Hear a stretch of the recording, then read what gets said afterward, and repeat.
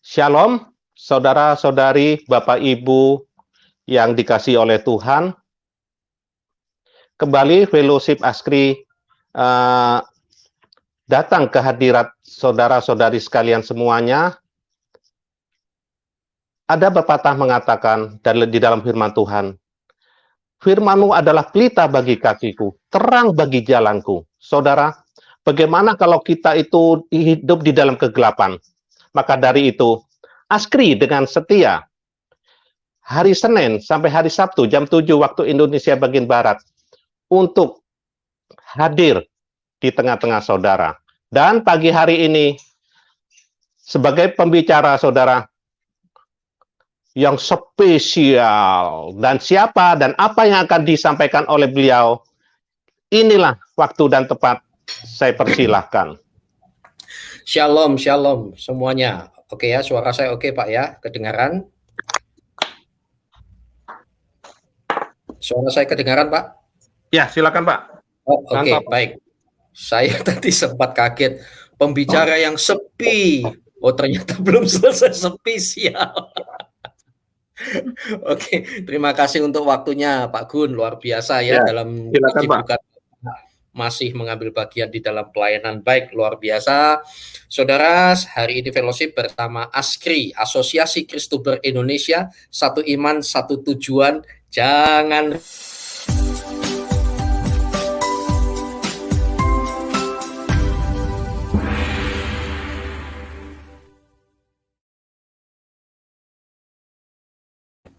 baik, sebelumnya mari kita berdoa. Tuhan Yesus, terima kasih Engkau baik, Engkau dahsyat luar biasa, anugerah-Mu terus menyertai kami, anugerah-Mu terus memberkati kami.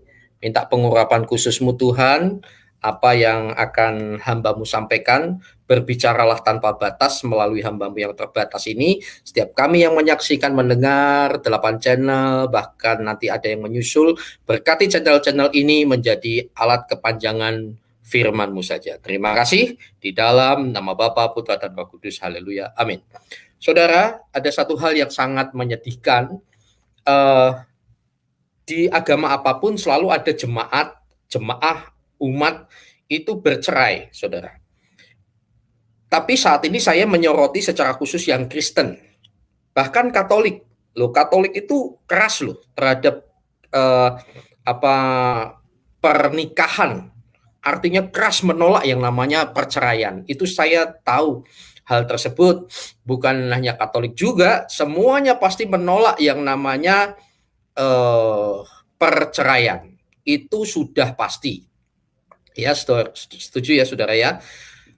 Cuma kenapa kok perceraian masih terjadi? Ajaran atau oknum itu beda, saudara. Beda kalau misalkan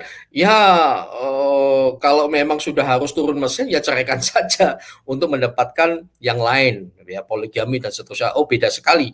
Bahkan misalkan poligami 4 supaya tetap 4 ya ceraikan 1 kawin lagi, ceraikan 1 kawin lagi. Wow, enak sekali saudara.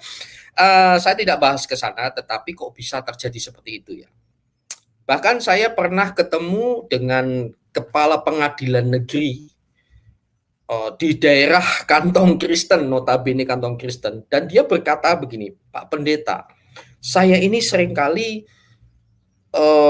dilema dan saya merasa berdosa karena kasus di kantor kami ini 2 yang paling menonjol, 1 perceraian, 2 pembunuhan, 3 masalah tanah gitu. Padahal ini gereja paling telecek banyak sekali saudara. Lalu jawaban saya begini, Pak, 1, mereka cerai bagaimana? Apakah Bapak sudah mencoba mendamaikan? Sudah Pak, tapi mereka maksa untuk minta cerai. Sah, ya sudah Pak, ketok aja, kan Bapak bukan keputusan Bapak. Mereka yang nekat, mereka yang maksa. Demikian juga Tuhan itu sudah menolak perceraian sejak zaman perjanjian lama. Bahkan Tuhan sendiri yang mengatakan, karena kedegilan hatimu, maka Musa mengeluarkan surat cerai. Artinya bukan Musa, ya, ini diizinkan, bukan kehendak Tuhan, dan Tuhan mengizinkan Musa mengeluarkan surat cerai, itu bukan kehendak Tuhan, tapi diizinkan karena kedegilan hatimu. Gitu. Nah, baru saja saya membahas ya di IKIM bersama Askri, maksud saya, ruang hukum Askri. Nah, ruang hukum Askri itu yang perdana hari Senin lalu, saudara membahas tentang KDRT dan bagaimana menanganinya.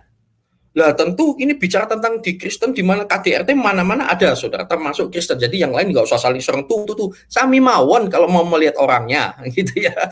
Nah, itu terjadi KDRT dan disitulah saya mengatakan begini, membawa masalah rumah tangga sampai ke pengadilan sampai cerai itu adalah solusi terakhir dan itu adalah solusi daripada orang yang stres yang sangat memalukan. Loh kok bisa, Pak? Gitu. Loh iya, kenapa? Hukum kita bukan jelek, saya tidak mengatakan jelek. Tapi itu hanya orang stres yang tidak bisa menemukan kebenaran di dalam firman Tuhan, bukan masalah Alkitabnya masalah. Anda yang bermasalah. Kalau ada kasih tidak mungkin ada KDRT. Kalau ada kasih menguasai dipenuhi Roh Kudus yang sebenarnya tidak mungkin terjadi perceraian lalu menyelesaikan permasalahan dengan stresnya ke tempat pengadilan negeri. Tidak mungkin. So itu di Kristen itu tidak ada pengadilan agama, hanya Islam saja pengadilan agama. Karena kawin cerai poligami itu ya sudah memang diizinkan gitu kan. Memang pengajaran bahkan poligami. Ya pro kontra ya faktanya pemimpin-pemimpinnya lakukan itu. Tetapi itu kita tidak mengkritisi itu. So itu di Kristen tidak ada pengadilan agama. Itu karena jelas fix, saudara. Kasih itu hukum di atas segalanya. Nah, tapi kalau sampai ke perceraian ya itu tadi ke pengadilan negeri. Nah, itu adalah solusi hanya untuk orang stres yang menyelesaikan itu. Maaf. So itu topik kita hari ini adalah ini, saudara. Solusi stres paling memalukan dalam selesaikan masalah rumah tangga. Itu sangat memalukan sekali. Kenapa? Di mana Yesusmu? Bahkan saudara ada sekolah teologi beberapa dan banyak yang pecah belah jadi dua. Terus akhirnya saling lapor ke pengadilan negeri. Masalah aset bukan hanya itu, gereja juga masalah itu. Ingat saudara ya, ini orangnya nggak usah debat kusir soal ini. Itu memalukan sekali. Pada suatu hari untung saya udah nggak di sana, saudara. Dan itu cara Tuhan melindungi saya dan istri itu. Kalau saya masih ada di sana, waduh, saudara, mungkin saya juga terlibat dalam arti diminta jadi saksi lah, inilah. Suatu hari saya ketemu dengan pengacara, suatu hari saya ketemu dengan notaris mengatakan, Pak kok begitu ya? Padahal jelas-jelas ini tanah miliknya siapa dan seterusnya kok sampai ke pengadilan. Ya itulah. Terbukti mengenal Tuhan atau tidak. Baiklah saudara, itu yang harus kita doakan. Saya akan presentasikan apa yang akan saya sampaikan. Ya, ini dia saudara. Ini cara memalukan sekali kalau saudara adalah orang Kristen dipenuhi Roh Kudus, tetapi saudara mencari ketok palu pengadilan di sekuler. Menandakan Anda orang stres yang di mana Tuhanmu masih ada atau tidak, kan gitu ya. Solusi stres paling memalukan dalam selesaikan masalah rumah tangga. Kenapa perceraian, pertentangan satu dengan yang lain kok terjadi? Jadi ini bicara tentang rumah tangga, tetapi sama juga saudara nanti dalam berorganisasi, dalam komunitas, apapun juga ini prinsipnya sama. Tetapi hari ini kita fokus di rumah tangga saudara ya. Jadi tanya jawab berbagai kasus rumah tangga, ayo kita sharing bersama-sama. Tapi juga ini sama rumah tangga organisasi Anda seperti yang saya jelaskan. Nah, akar KDRT dan juga akar kekerasan antar YouTuber, antar Kristuber, antar pokoknya saya bikin general ya saudara. Akar KDRT itu ini loh saudara, Yakobus 3 ayat 16. Wah saudara, bukan hanya KDRT saja. Semua lini kehidupan termasuk di semua agama, kalau ada pertentangan, perpecahan, bahkan kekerasan verbal, termasuk itu juga termasuk KDRT loh saudara. Rumah tangga Anda, gereja Anda, masjid Anda, pura, ada apapun juga, ayo jangan ada yang sombong, kita semua ngalami hal yang sama, karena ini bicara soal umum. Yakobus 3 ayat 16. Sebab di mana ada satu, iri hati, dan dua, mementingkan diri sendiri, Nah, kalau ada dua hal ini, di situ ada segala macam perbuatan jahat. Sebentar, ada yang harus saya perbaiki dulu. Kalau saya sebentar ya, saudara. Saya stop aja. Saya langsung kabur di tempat saya kalau ada running tag. Oke, saya lanjut. Nah, ini dia. Di semua lini kehidupan, mau politik, rohani, rohana, bisnis, dan lain sebagainya, di mana ada iri hati dan mementingkan diri sendiri, di situ ada apa? Kekacauan dan segala macam perbuatan jahat. Pasti deh. Amin, tidak amin, saudara, pasti amin. Iri hati. Loh, suami istri kok bisa iri hati? Ada loh, terutama hati-hati, tapi tidak semua. Tetapi ada, saudara, istri gaji lebih besar itu banyak masalah. Padahal tidak ada masalah sebetulnya kalau tidak iri hati. Nah, banyak orang akhirnya mementingkan diri sendiri. Kacau rumah tangganya. Saya heran dan terheri-heri, terharu-haru, kok bisa ya suami istri PIN ATM-nya nggak baku tahu. Gitu ya. Tapi ini prinsip pribadi, saudara. Kalau saudara ikuti bagus, saudara nggak percaya nggak apa-apa. Saudara menikah itu bukan hanya dengan orangnya saja, bukan pelampiasan seks, tetapi juga dengan dengan keluarganya. Tetapi kepemimpinan Anda adalah kepemimpinan independen. Dompetnya juga menikah.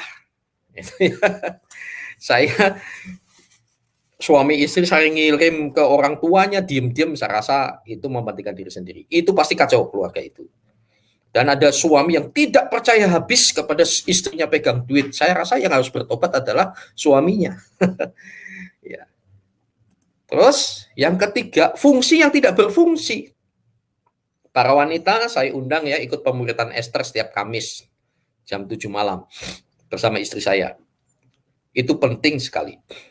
Semuanya mesti ngikut yang wanita-wanita ya, karena ada survei di sebuah pertemuan dari 100 pasangan laki-laki dan perempuan dipisahkan, lalu yang laki-laki nulis kuesioner. Salah satu pertanyaannya adalah, apakah rumah tanggamu bermasalah? 80% pria mengatakan tidak bermasalah, 80% wanita mengatakan bermasalah. Ya. Nah, itu fakta. Masalahnya di mana? Seringkali komunikasi. Nah, banyak juga fungsi yang tidak berfungsi. Wah, ini panjang, saudara. Masa kasusnya macam-macam dan biasanya masing-masing saling menyalahkan. Nah, solusi awal dari masalah rumah tangga, dan jangan sampai saking stresnya lalu memilih cara yang memalukan. Perceraian. Cerai adalah solusi terbaik bagi Anda yang bercerai. Tampaknya demikian. Tapi sesungguhnya perceraian itu adalah pisau bedah yang menyayat hati anakmu dan masa depan anakmu. Tidak ada korban perceraian yang bahagia. Bahagia, tidak ada. Semua bahaya. Solusinya simpel. 1, pakailah prinsip seandainya. Maksudnya apa prinsip seandainya? Filipi 2 ayat 5. Hendaklah kamu dalam hidupmu bersama menaruh pikiran dan perasaan yang terdapat juga dalam Kristus Yesus. Wah, itu ayat kan yang pernah Pak Iri sampaikan, yang tadi juga. Iya, masalahnya pertanyaannya adalah dilakukan atau tidak? Loh, satu aja nggak dilakukan kok minta ayat yang lain. Banyak ayatnya. Hendaklah dalam hidupmu bersama. Taruh pikirannya. Masa suami istri pikiran perasaannya tidak ditaruh di dalam Yesus.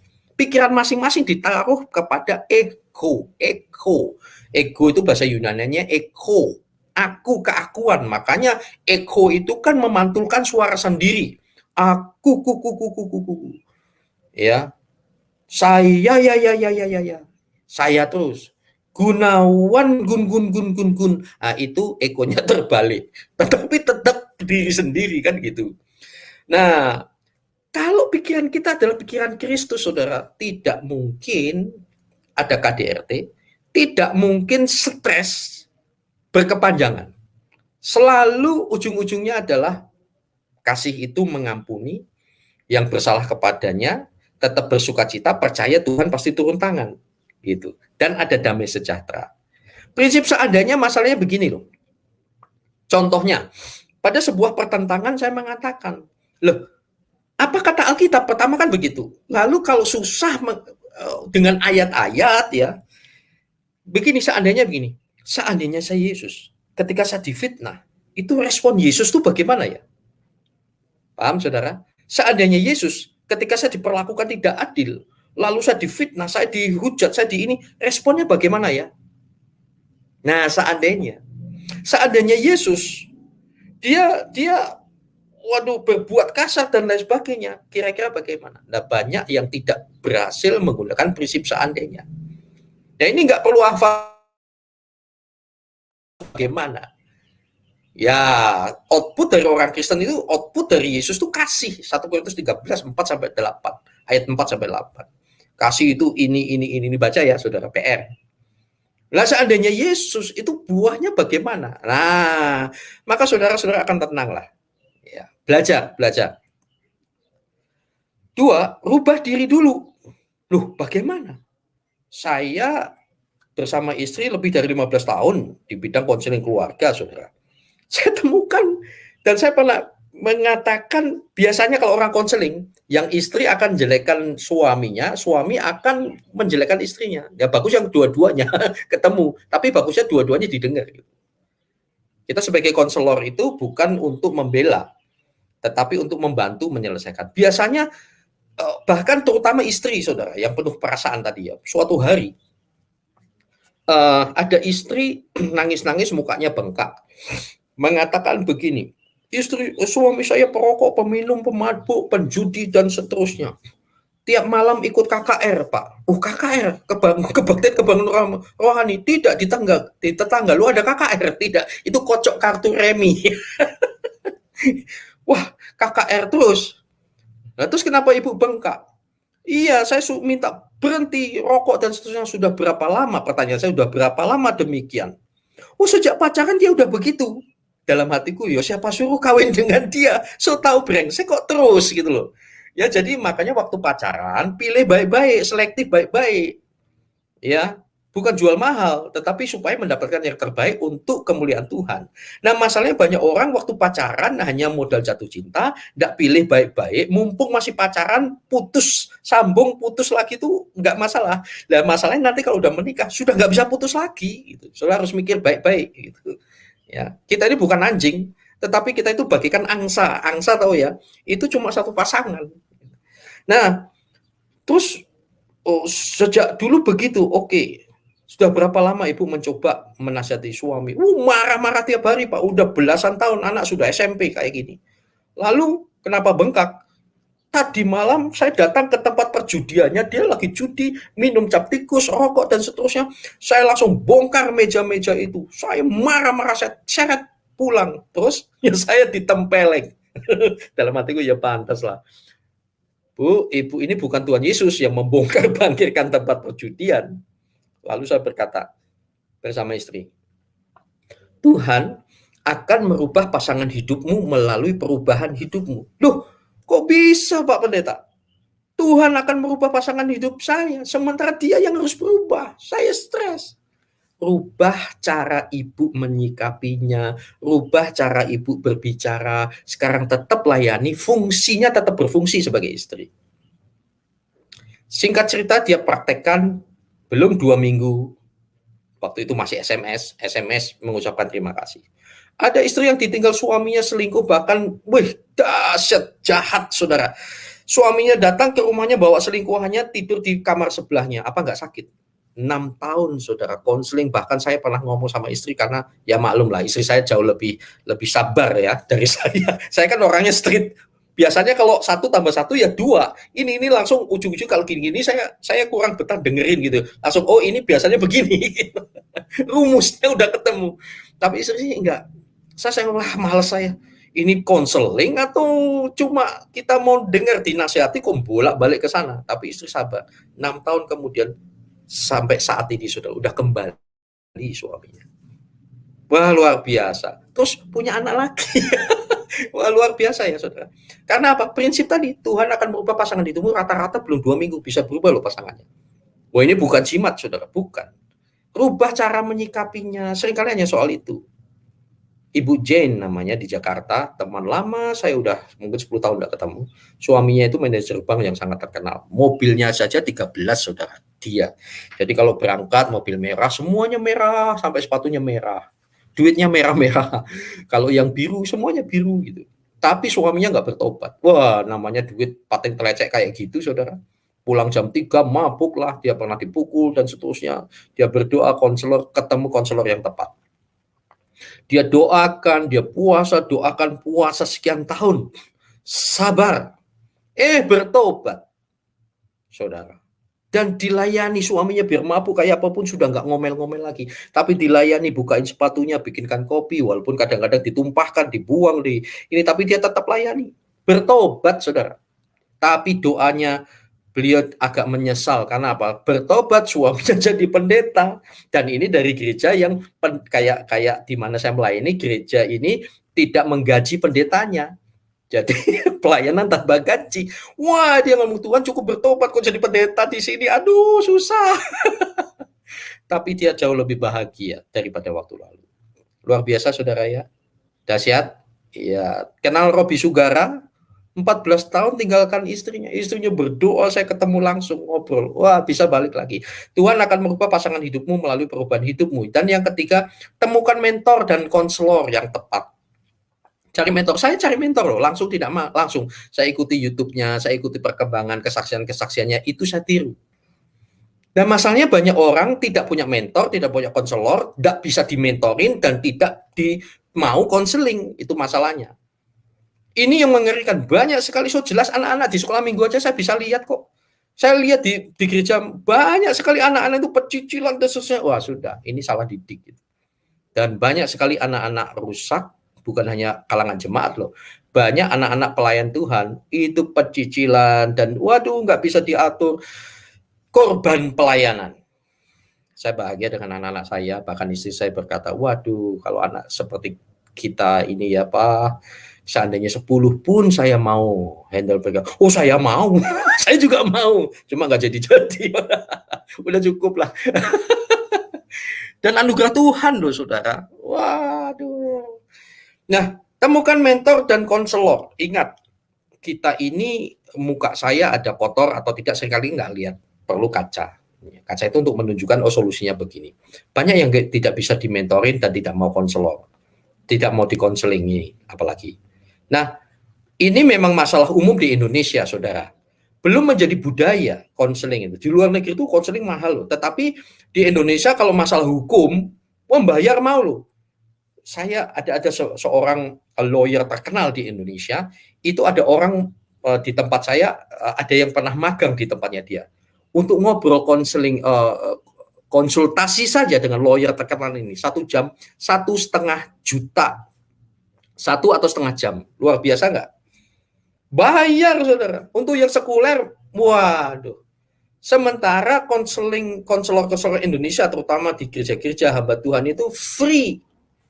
Suatu hari ada dokter konseling dengan saya bersama istrinya, ngobrol.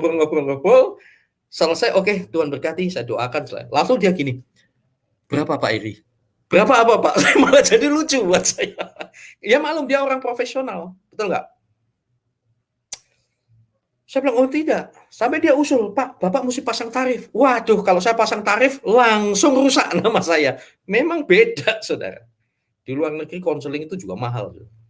Saya tidak nimbang-nimbang lalu saya menginginkan itu, tidak. Artinya gini, ini belum menjadi budaya orang konseling, padahal free. Dan itu penting sekali, saudara. Nah, dalam dunia pelayanan, begitu pasang tarif, wah, rusak. Dan saya memang di luar etika atau tidak etika, memang saya tidak tertarik sekali untuk pasang tarif. Gitu. Berkali-kali saya jadi pembicara, terutama dari gereja, diundang di gereja lain, dan selalu tanya, Pak, kira-kira 1 jam berapa? Waduh, saya malah bingung. Enggak, saya terserah mana yang Tuhan berikan. Enggak ada, karena kita memberi dengan cuma-cuma. Oke ya?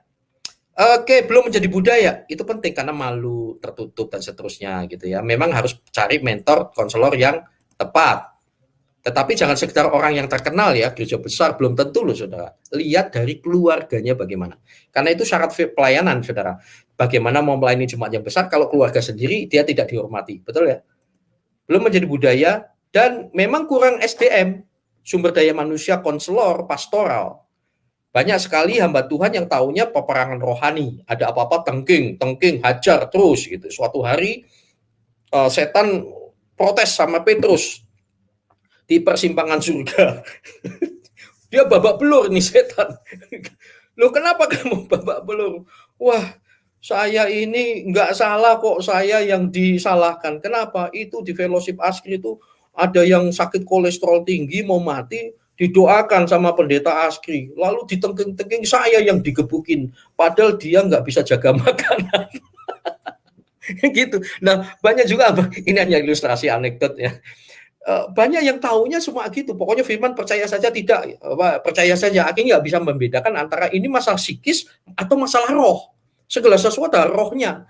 Pada akhirnya pokoknya penuh Roh Kudus saja. Nah, pada akhirnya saudara, kalau penuh Roh Kudus, karunia, tanpa diimbangi buah roh, tanpa pengetahuan psikologi, tidak harus sekolah psikologi, saudara, ya, itu pada akhirnya orang-orang yang terlalu ngeroh itu lebih sadar hadirat setan daripada Roh Kudus.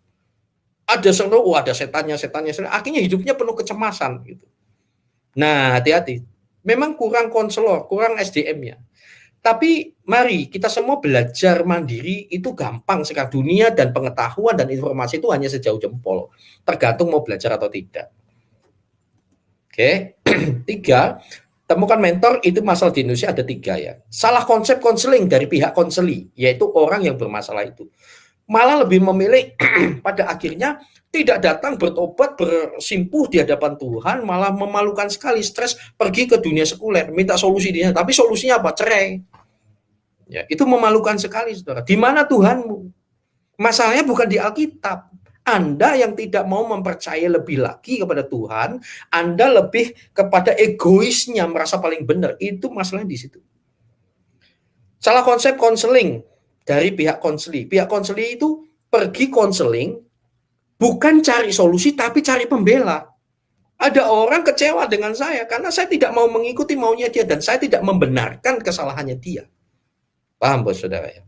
Konseling itu cari solusi, bukan gurui. Kadang-kadang ada malah gurui gitu loh. Nah, apalagi kalau udah merasa makan garam. Loh, garam kok dimakan kan keasinan. Jadi sebagai konselor itu ikuti konselornya, dan konselor itu menunjukkan solusi. Tapi ada orang konseling atau orang bermasalah ketika dinasihati malah nyombong. Iya, Bapak ngomong begitu, ya Bapak pendeta, Bapak nggak ngalami. Loh, memang itu kamu harus alami. Dan saya punya masalah lain di mana saat ini secara firman saya tahu dan saya tunjukkan kepada kamu, gitu loh. Nah, seandainya Bapak ngalami, ya saya akan lakukan seperti yang saya lakukan, apa yang saya ajarkan ini. Nah, masalahnya saya kan tidak ngalami. Banyak yang sombong malah bantah. Jadi dengar. Banyak orang konseling mencari pembelaan. Gitu. Loh, pengacara itu dulu saya salah ngerti loh. Pengacara saya kira, ini orang salah kok dibela. Ternyata bukan, hak hukumnya yang dibela. Nah, konseling juga begitu.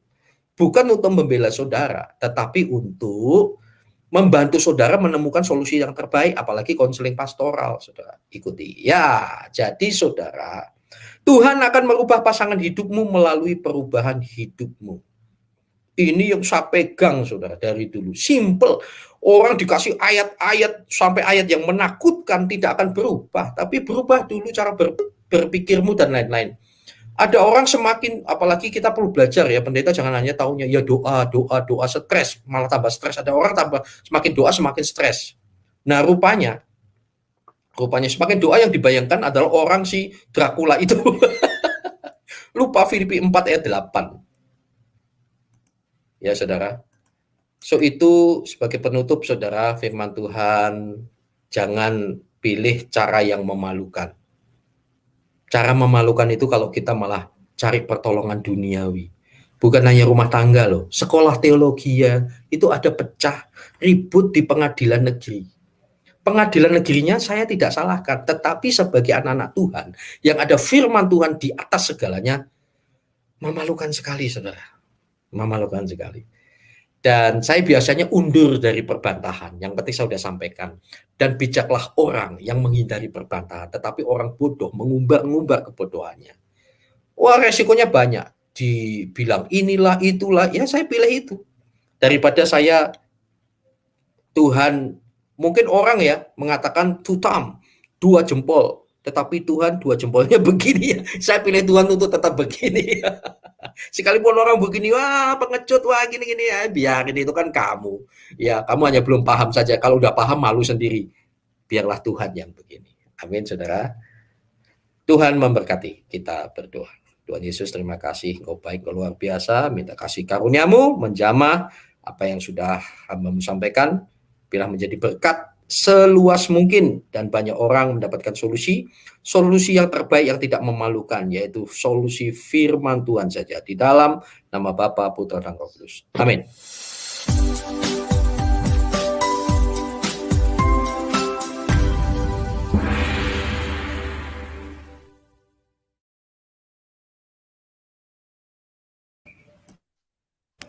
Ya, terima kasih Pak atas renungan yang disampaikan dengan tema solusi stres paling memalukan dalam selesaikan masalah RT RW Pak ya. Iya Pak. RT RW ya. Ya, jadi seperti yang narasumber sampaikan tadi, jadi sejak di Taurat Allah itu sudah menghendaki adanya monogami, tidak ada poligami. Seperti di dalam Kejadian 2 ayat 18, Tuhan Allah berfirman, tidak baik kalau manusia itu seorang diri saja.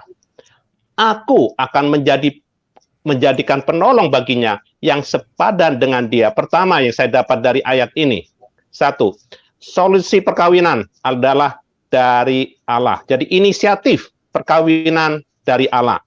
Kedua, di sini ditulis menjadikan penolong, bukan penolong-penolong, Pak ya. Ya. Jadi bukan penolong-penolong, saudara. Jadi pada mulanya dan bukan penodong. Ya. Bukan penodong juga ini. Luar biasa ya firman Tuhan ini. Sejak semula memang Tuhan itu menciptakan Adam dan Hawa, bukan Adam, Hawa. Itu sudah bisa kita petik. Terus penolong baginya, bukan penolong-penolong, bukan penodong, ya. Nah, bagaimana seandainya istrinya itu agak aneh-aneh atau suaminya yang agak serong-serong atau istrinya serong-serong? Nah, tadi sudah dijawab oleh Pak Heri ya. Taat dan setia kepada firman, kepada Tuhan, seperti di dalam Efesus 5, bukan sembarang asal tunduk. Tapi tunduklah kepada firman. Seperti di dalam Efesus 5. Sudah ada aturan-aturannya, saudara. Efesus 5 ayat 22. Hai istri, tunduklah kepada suamimu seperti kepada Tuhan. Waduh, luar biasa ini. Mana mungkin bisa berantem ya. Karena suami adalah kepala istri. Sama seperti Kristus adalah kepala jemaat. Dialah yang menyelamatkan tubuh. Karena itu, sebagaimana jemaat tunduk kepada Kristus, demikian jugalah istri kepada suami dalam segala sesuatu. Indah sekali ya, saudara. Jadi ada aturannya, saudara. Ada aturannya di dalam firman Tuhan ini. Ya, jadi yang saya tangkap juga dari narasumber, tidak lazim ada perceraian di dalam keluarga Kristen yang saleh dan saleha katanya. Ya, jadi sangat tidak lazim, saudara ya. Tunduklah kepada Tuhan, tunduklah kepada firman, maka indah, sangat indah, menjadi home sweet home ya, saudara. Baiklah, saya tidak berlama-lama, di room ini sudah masuk, akan saya sapa dulu. Shalom, Pak Hasan Tandri. Shalom, semangat pagi, shalom teman-teman semua. Silakan. Ya, shalom. Shalom Bu Suryani, pantau. Ya, shalom Pak, shalom. Ya, shalom.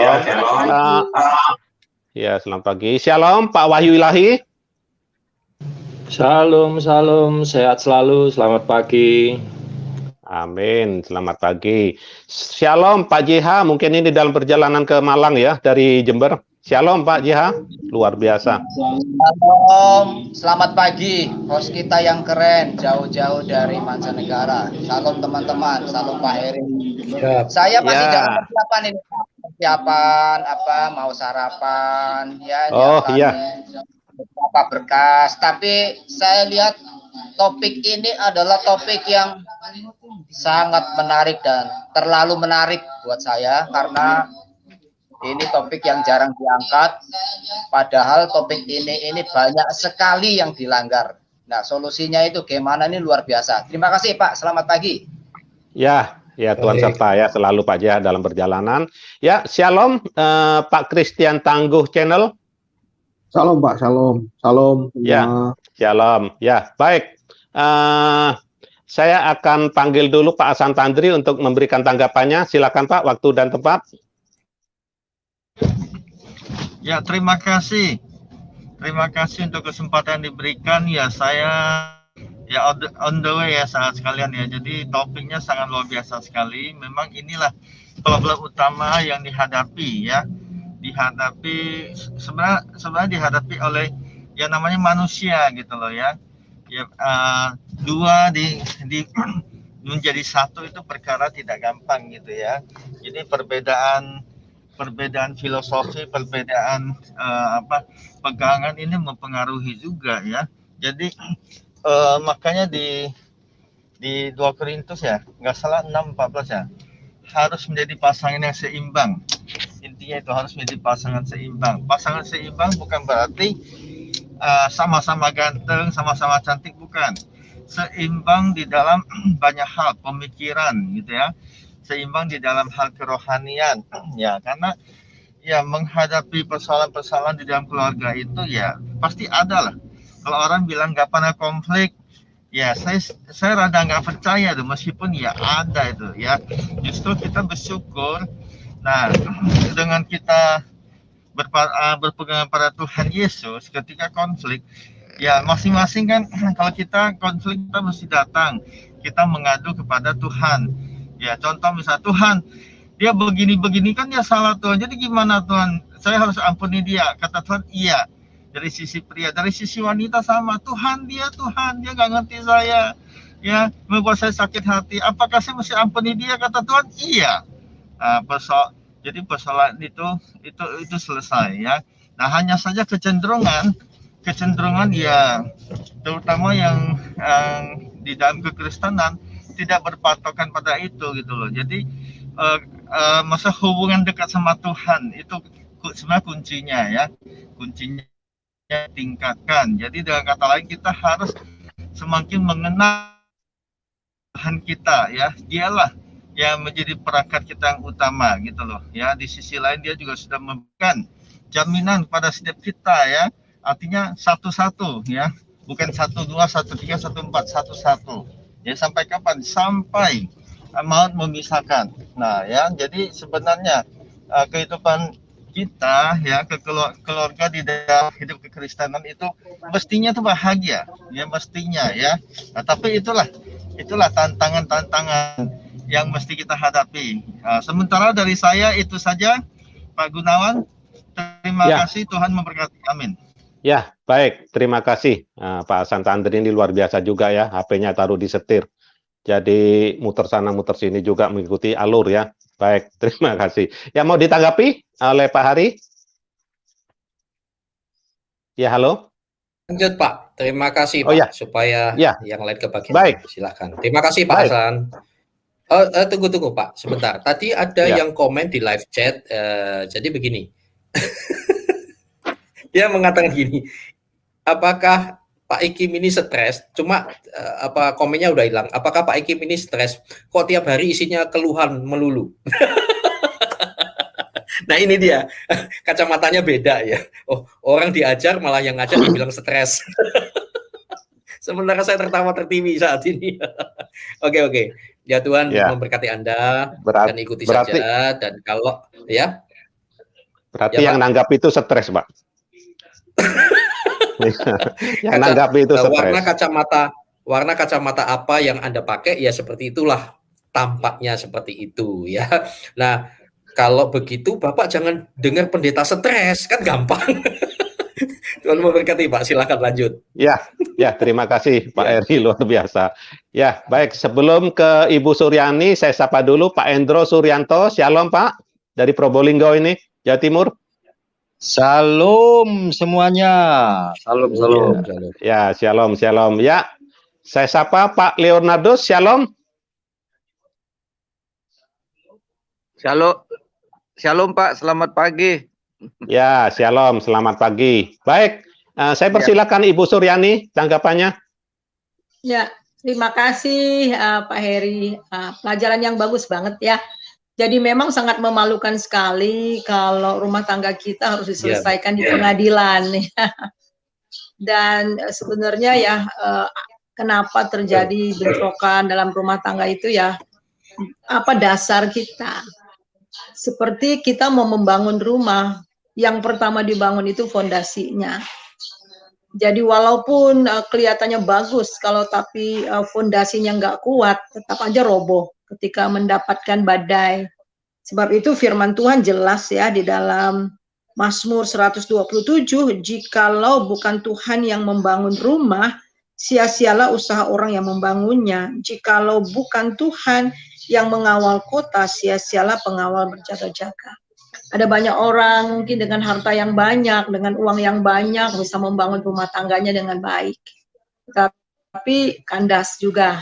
Oh, dapat istri yang cantik, suami yang cantik, kandas juga. Ya, ada berapa suami yang ganteng, orang Bu. Ya, suami yang ganteng. Suami yang ganteng, istri yang cantik ya. Artis-artis, bintang-bintang film yang ganteng-ganteng, cantik, kandas juga ya. Ya, itu. Jadi jelas bahwa kita harus tahu bahwa dasarnya itu adalah Kristus.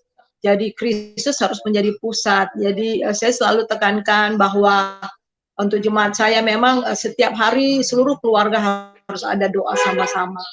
Ada mesbah keluarga bersama. Ya, cari waktu pagi-pagi. Kalau dulu saya dengan suami saya sama anak-anak itu setiap jam 4 pagi kita sama-sama ada doa. Kemudian ada doa juga sama-sama di meja makan, kemudian doa. Jadi emang itu dasar ya, anak-anak kita juga. Dan saya percaya ketika suami istri itu ada konflik, ada masalah, yang pertama kali itu keluar dalam pikiran kita tuh firman Tuhan. Kalau memang kita betul-betul dekat dengan firman Tuhan dan bersekutu.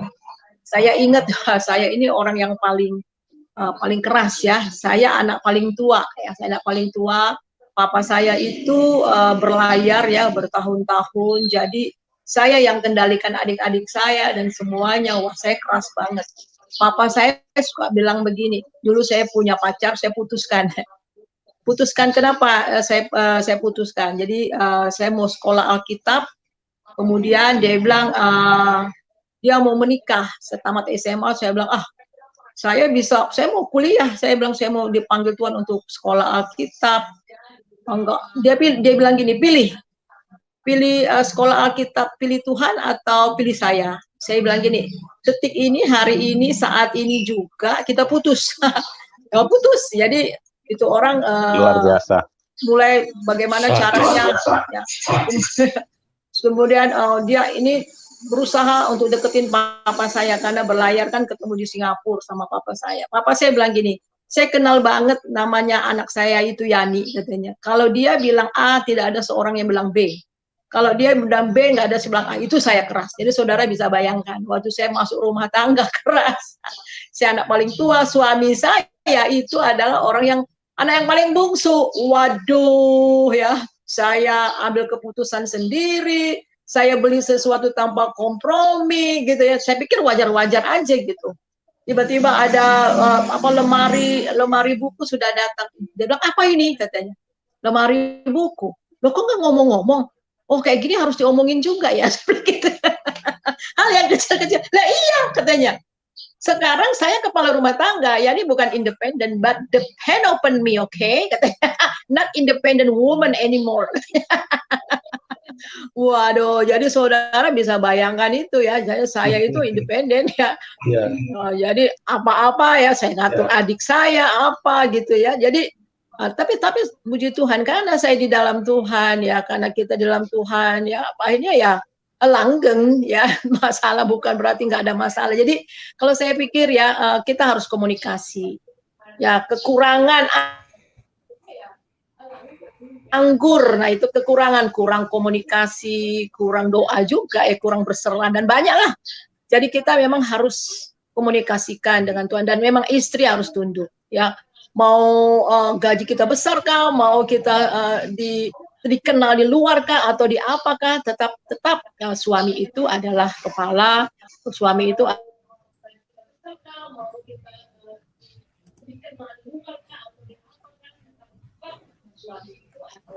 Ya, terputus Bu. Tahu itu ya justru jadi viralnya suaminya itu juga dan akhirnya terjadi KDRT ya, yang iri hati dan akhirnya untuk memenangkan rasa iri hatinya dia memukul kasar dengan istrinya. Nah itu juga terjadi. Oleh sebab itulah memang dasar rumah tangga itu memang harus Tuhan, nggak ada lain lagi. Itu saja, nanti Ron yang lainnya lagi tambah lagi. Ya, terima kasih amin, Pak. Bu. Ya. Amin. Ya, terima kasih. Mungkin mau ditanggapi oleh Pak Heri? Lanjut Pak, lanjut. Ya, baik. Minta waktunya ke Pak Wahyu Ilahi ya. Saya kasihkan ke Pak JH dulu karena Pak JH mau segera dalam perjalanan menuju ke Malang ya. Saya persilakan Pak JH.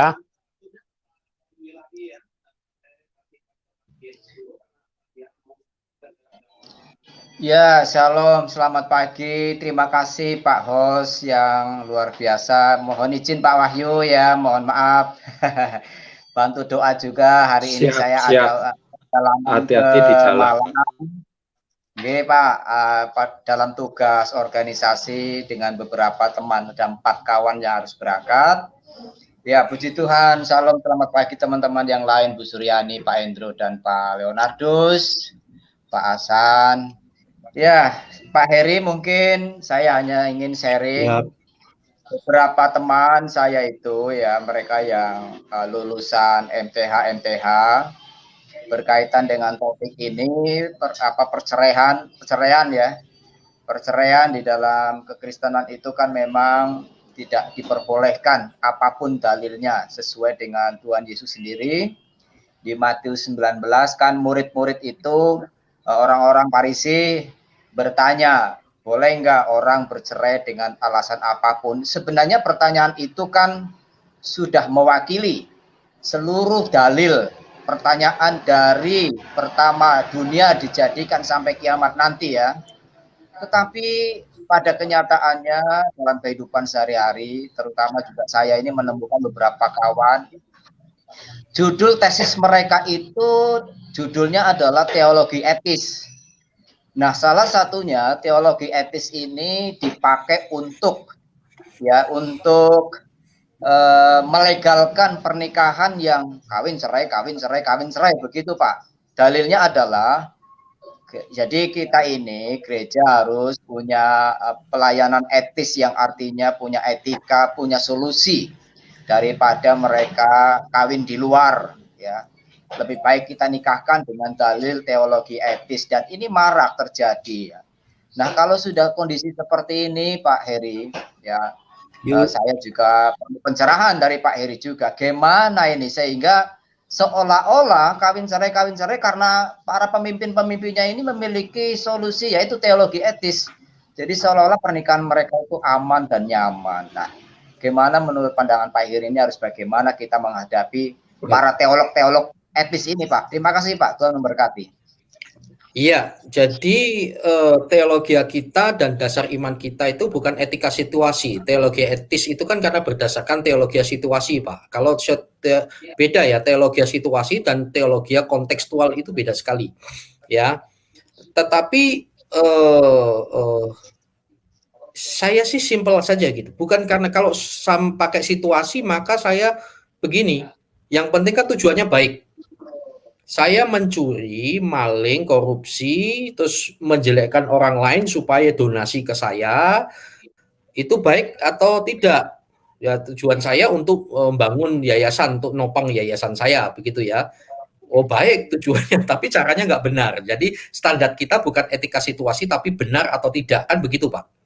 Bukan baik tidak baiknya. Kalau benar pasti baik. Lah ada di mana? Fik ada di Alkitab, jelas, itu jelas. Apakah di Alkitab tidak boleh cerai? Boleh. Nah, kaget semua toh.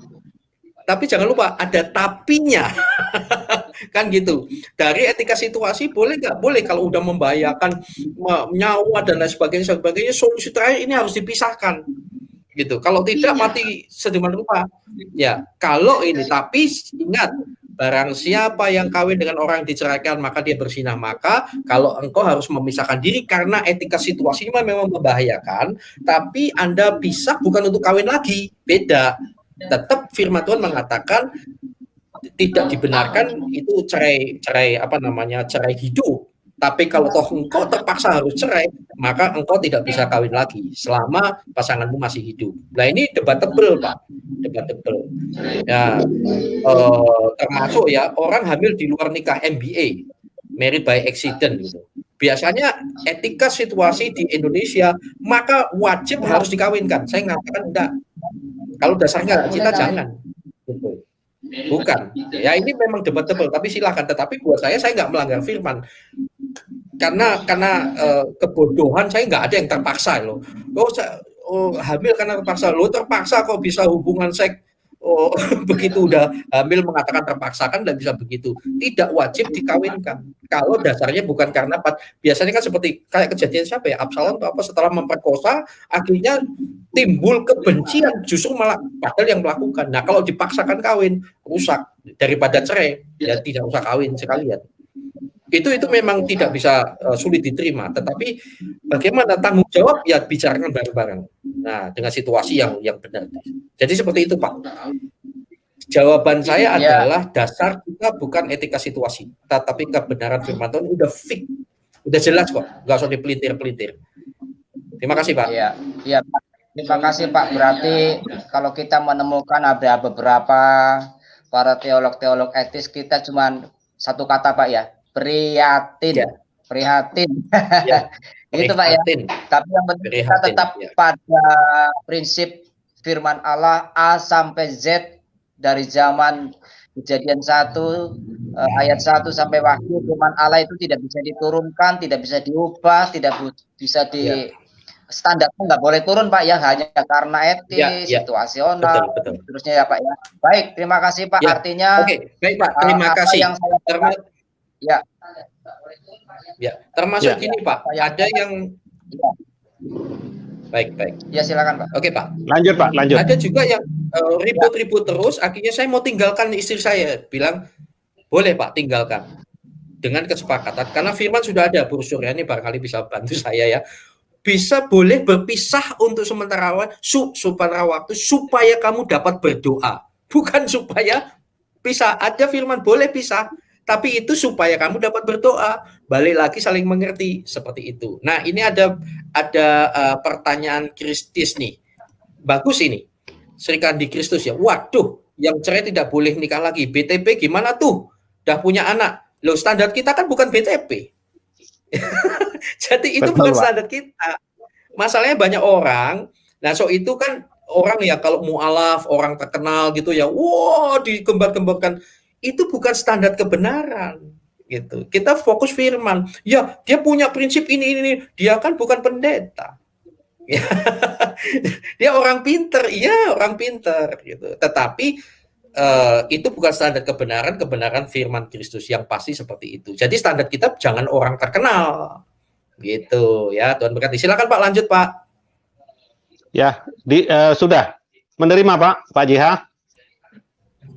Ya baik Pak, terima kasih buat pencerahannya. Ya intinya memang dari tadi kalau saya menemukan hal seperti itu jadi prihatin. Celakanya begini Pak, jemaat kadang-kadang memandang pemimpin gerejanya itu kan sempurna dan suci.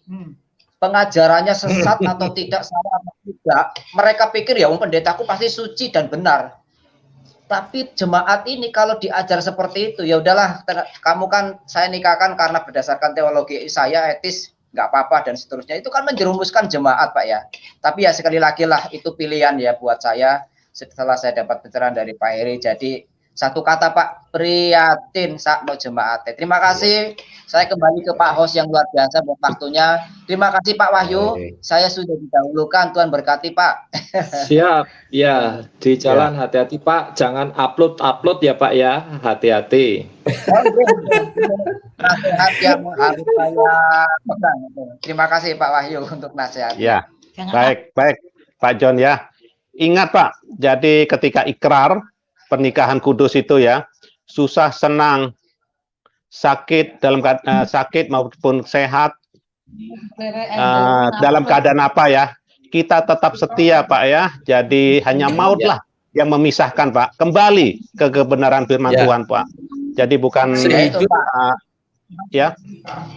Sehidup semati. Ya, sehidup semati ya. Jadi hanya maut lah yang memisahkan Pak. Ya, belum ada kematian sudah banyak yang langgar sumpah. Celakanya lagi, yang ngomongin salah ikut tadi. Waduh, prihatin Pak, prihatin. Ya. Baik, sehidup semati tapi jangan salah ya Pak. Ya. Sehidup, aku yang hidup, kamu yang mati, bukan begitu. Pak. Oke Pak Wahyu. Ya, baik Pak Wahyu. Ya, terima kasih ya waktunya, saudaraku yang terkasih Pak John. Hati-hati di jalan, tetap melayani dengan sepenuh hati. Ya, berbicara tentang perceraian pasangan hidup, ya saya sangat tertarik ya, karena memang saya hidup di keluarga yang kurang harmonis waktu itu, sehingga saya mempelajari sebenarnya Tuhan itu maunya apa sih dalam hidup ini. Hidup keluarga saya kok begini, bapak ibu saya kok begini, kan begitu. Akhirnya saya banyak belajar di dalam tentang pernikahan ya. Jadi ketika saya belajar di Alkitab, kelembagaan atau institusi yang original ya, yang Tuhan ciptakan itu adalah keluarga. Ya, makanya Tuhan itu sangat concern sekali kepada keluarga. Makanya di dalam kehidupan kita bermasyarakat, ketika keluarga itu sehat, maka masyarakat itu sehat, masyarakat sehat, maka bangsa itu akan sehat. Jadi begitu concernnya Tuhan kita. Makanya di dalam firman Tuhan, ketika Tuhan menciptakan pasangan bagi Adam itu dari tubuhnya, dari tulang rusuknya, itu berbicara kesepadanan dalam hidup. Makanya di dalam Roma itu jelas ditegaskan, hendaklah kamu sehati sepikir dalam hidupmu bersama, ya. Janganlah kamu memikirkan perkara yang tinggi, tapi arahkanlah dirimu kepada perkara yang sederhana. Janganlah menganggap dirimu pandai. Jadi di dalam keluarga itu tidak boleh menganggap istri paling pandai, paling memberi hasil atau demikian. Sebaliknya.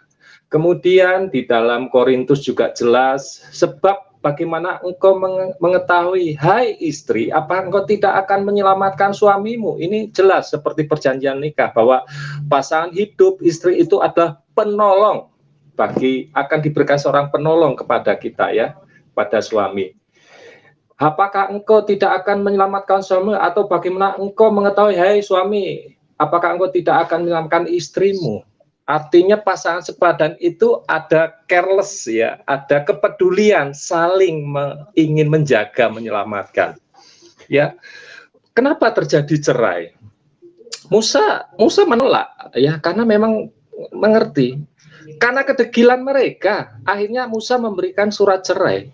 Ya, demikian juga di dalam Matius berapa itu Tuhan berkata, seorang anak akan keluar dari ayah ibunya dan bersatu menjadi satu daging dengan istrinya. Memang Tuhan mengatakan bahwa seorang yang sudah bercerai, suami harus memberi surat cerai. Bukan berarti Tuhan melegalkan perceraian. Tetapi di situ jelas Tuhan, kalau kamu menceraikan istrimu ya harus ada bukti nyata surat cerai. Tetapi katakan siapa yang menikah mengawini orang yang bercerai, dia zina. Komitmen Tuhan tidak pernah berubah dari awal sampai akhir. Yesus memperingatkan, ya. Yesus memperingatkan, kalau kamu menceraikan dan memberi surat cerai, siapapun yang menikah dengan dia berzina. Ini harus dipahami. Jadi saya melihat tadi pertanyaan Pak JH tadi ngeri sekali itu. Ya, boleh teologi etis, teologi kompromis. Anda sekolah tinggi kok semakin bahlul ya, saya katakan. Anda tidak belajar baik-baik tentang firman Tuhan, grand design Tuhan tentang pernikahan, tentang lembaga yang diciptakan adalah keluarga, itu tidak bisa Anda pecahkan, Anda kalahkan dengan pemikiran kompromis Anda, ya, etis Anda, tidak bisa. Yesus sendiri mengatakan, ya, kalau kamu memberi surat, kalau engkau menceraikan, kau memberi surat, tetapi siapa yang menikah dengan perempuan ini dia berzina. Ngeri sekali, saudara. Makanya di dalam kekristenan ini tentang pasangan hidup, tentang kehidupan berkeluarga itu harus memiliki pasangan yang sepadan. Tadi ayat-ayatnya jelas, sehati sepikir. Kemudian saya akan bacakan juga di dalam Yeremia. Ini sebuah peringatan luar biasa. Peringatan, ternyata budaya-budaya yang seperti itu, pemisahan diri, bercerai itu sudah ada di dalam Yeremia 3 ayat 1 sampai 2 saya bacakan. Firman-Nya, jika seorang menceraikan istrinya, lalu perempuan itu pergi daripadanya dan menjadi istri orang lain, akan kembalikah laki-laki yang pertama kepada perempuan itu? Tanda tanya. Bukankah negeri itu sudah tetap cemar? Jadi tetap siapapun yang mengawini perempuan itu dikatakan negeri itu tetap cemar. Dia tetap cemar. Engkau telah berzina dengan banyak kekasih, dan engkau kembali kepadaku. Demikianlah firman Tuhan. Ayat 2, ini dia. Budaya-budaya seperti itu ternyata Tuhan itu luar biasa sudah memberitahu. Layangkanlah matamu ke bukit-bukit gundul dan lihatlah di mana engkau tidak pernah ditiduri. Di pinggir jalan-jalan engkau duduk menantikan kekasih orang-orang yang seperti itu, seperti seorang Arab di padang gurun. Engkau telah mencemarkan negeri dengan zinahmu, ya. Seperti orang Arab di padang gurun yang senang berzina ini, dengan zinahmu dan dengan kejahatanmu. Tuhan kita benar-benar luar biasa. Tuhan tidak pernah mengingkari janjinya bahwa satu daging tidak bisa dipisahkan lagi. Bagaimana tubuh kita ini, daging kita ini dipisahkan dari daging yang lain? Rusak gambar diri kita, tubuh saya ini rusak. Makanya di dalam pernikahan Kristen tidak ada perceraian. Ya, karena dia berbicara sudah menjadi satu tubuh, satu daging. Apapun yang dilakukan oleh manusia, teologi-teologi orang-orang yang keblinger seperti ini harus kita jawab sesuai dengan firman Tuhan. Terima kasih, Tuhan memberkati. Ya, terima kasih Pak Wahyu Ilahi ya. Memang pernah juga saya dapati bahwa ada gereja dan hamba Tuhan yang masih mau memberkati dari perceraian, kemudian kawin lagi. Dia sudah tahu kalau ini adalah perceraian, kemudian diberkati lagi di gereja. Karena si hamba Tuhan atau gereja itu melihat kalau orang itu berpengaruh, pertama. Kedua, mungkin banyak uang, dan lain sebagainya. Tapi dia tidak menghargai kebenaran firman Tuhan. Titah dari Tuhan. Ya, baik. Mungkin Pak Heri mau menanggapi, Pak? Ya, gembala Silakan. senior saya menolak mentah-mentah yang seperti ini, Pak. Dia kejijian bagi beliau kalau mengawinkan orang yang bercerai. Ya, saya hanya mau ngakak, tertawa saja tadi. Seperti orang Arab di padang gurun. Itu loh, kok kenapa orang Arab ya di padang gurun? Apakah kawin cerai? Itu kan pada masa dulu ya, sebelum Islam muncul ya. Budayanya juga begitu ya Pak Wahyu ya, budayanya, sehingga ya, poligami dan lain sebagainya. Kita bisa lihat sampai hari ini pun seperti itu. Jadi apa yang dikatakan Tuhan kita itu yang nyata. Tuhan tidak pernah berbohong, Tuhan tidak pernah berdusta, dan kita bisa lihat hari ini. Ya, dan itu yang mengatakan Alkitab ya. Jadi memang budaya di sana seperti itu kan, Arab ya. Tapi orang Indonesia jangan bodoh ya, kalau begitu Arab langsung wah menghina Islam. Loh, Arab tuh luas sekali. Tidak semuanya. Jadi mohon bijaksana dan bijaksini. Kemudian tadi, ini dia, saya menanggapi ini juga. Terima kasih Pak Wahyu, luar biasa. Serikat di Kristus ternyata gampang-gampang susah ya berumah tangga. Tergantung, memang susah kalau dasarnya bukan firman. Tapi kalau dasarnya firman, aduh, saudara, Januari anak saya udah mau berangkat semua kuliah, sudah semester 3 ini karena apa namanya, pandemi, ya, saya bersyukur ngirit, dia tidak berangkat ke Jakarta, dua-dua loh, dan anak saya 2. Januari rasa, aduh kayaknya baru kemarin sore kan, jadi aduh rasanya, karena kami tidak ada masalah, bukan sama sekali nggak ada masalah, artinya tidak stres, anak-anak tidak stres, wah luar biasa, menyenangkan, membahagiakan, istri sama-sama melayani, susah senang, terus bahkan ketika anak saya ya yang sekolah teologi masih apa namanya online, kami kadang-kadang saya gara-gara saya di belakangnya saya gara-gara ciluba gitu, istri juga pas-pas lewat kadang-kadang gitu, ada yang mengatakan loh, papa mamamu auranya beda ya, bukan aneh saudara. Padahal mereka nggak ngerti pergumulan kami juga ada banyak pergumulan, tetapi susah, secara manusia susah. Kalau Anda mau dengar kesaksian saya, aduh ngeri saudara. Ada orang yang sudah gaji tetap segala macam, stresnya minta ampun. Loh kamu gaji tetap, ada rumah, ada tanah, kok stres? Gitu loh. Sedangkan saat ini saya mau dikubur di mana saya nggak tahu. Ya, hidup dengan dengkul, dengan berdasarkan firman Tuhan. Tuhan tidak pernah permalukan, tidak susah, saudara. Setuju? Ya lihatlah wajah saya. Menurut saya sih ganteng ya, itu sudah kutukan, saudara. Berkah itu, Pak. Iya, nggak ada yang mengakui, Pak. Jadi saya akui sendiri. Ya, intinya adalah gampang-gampang susah, ya. Mudah dalam arti bukan meremehkan. Kalau dasar kita firman, maka akan ada damai sejahtera. Tapi kalau dasarnya bukan firman, ego dan lain sebagainya, susah. 7 keturunan. Tuhan berkati, Pak. Ya, terima kasih, luar biasa ya. Jadi suasana surgawi terasa di dalam rumah tangga, Pak ya, kalau taat dan setia kepada Tuhan. Ya, luar biasa. Dan anak itu di mata orang tua rasanya tidak pernah dewasa, Pak. Maksudnya tidak pernah kita merasa itu kok secepat ini gede. Tetap aja kita itu kasih sayangnya seperti anak masih kecil, masih kita itu bagaimana bareng dengan lucu-lucunya. Duh, luar biasa, Pak. Suasana surgawi memang tercipta, Pak. Kalau kita itu taat dan setia. Saya ingin menyampaikan gini, menolong anak menemukan panggilan hidupnya. Itu orang tua yang berhasil adalah orang tua yang mampu menolong anak-anaknya menemukan panggilan hidup sesuai talenta dan bakatnya.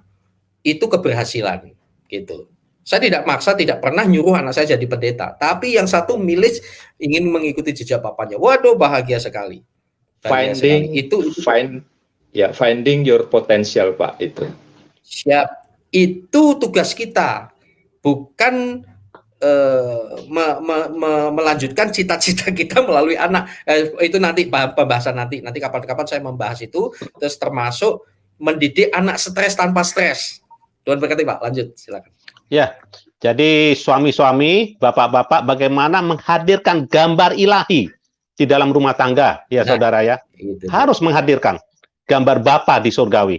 Bapa surgawi. Kalau seorang bapak atau seorang ayah, seorang suami tidak menghadirkan gambar ilahi, gambar Bapa di surga, bagaimana anak istri kita akan bisa dekat dengan Bapa, akan mendapatkan gambaran yang kasih, gambaran yang baik terhadap Bapa di surga. Jadi bapak, suami harus menghadirkan gambaran ilahi di dalam rumah tangga, di dalam dunia ini.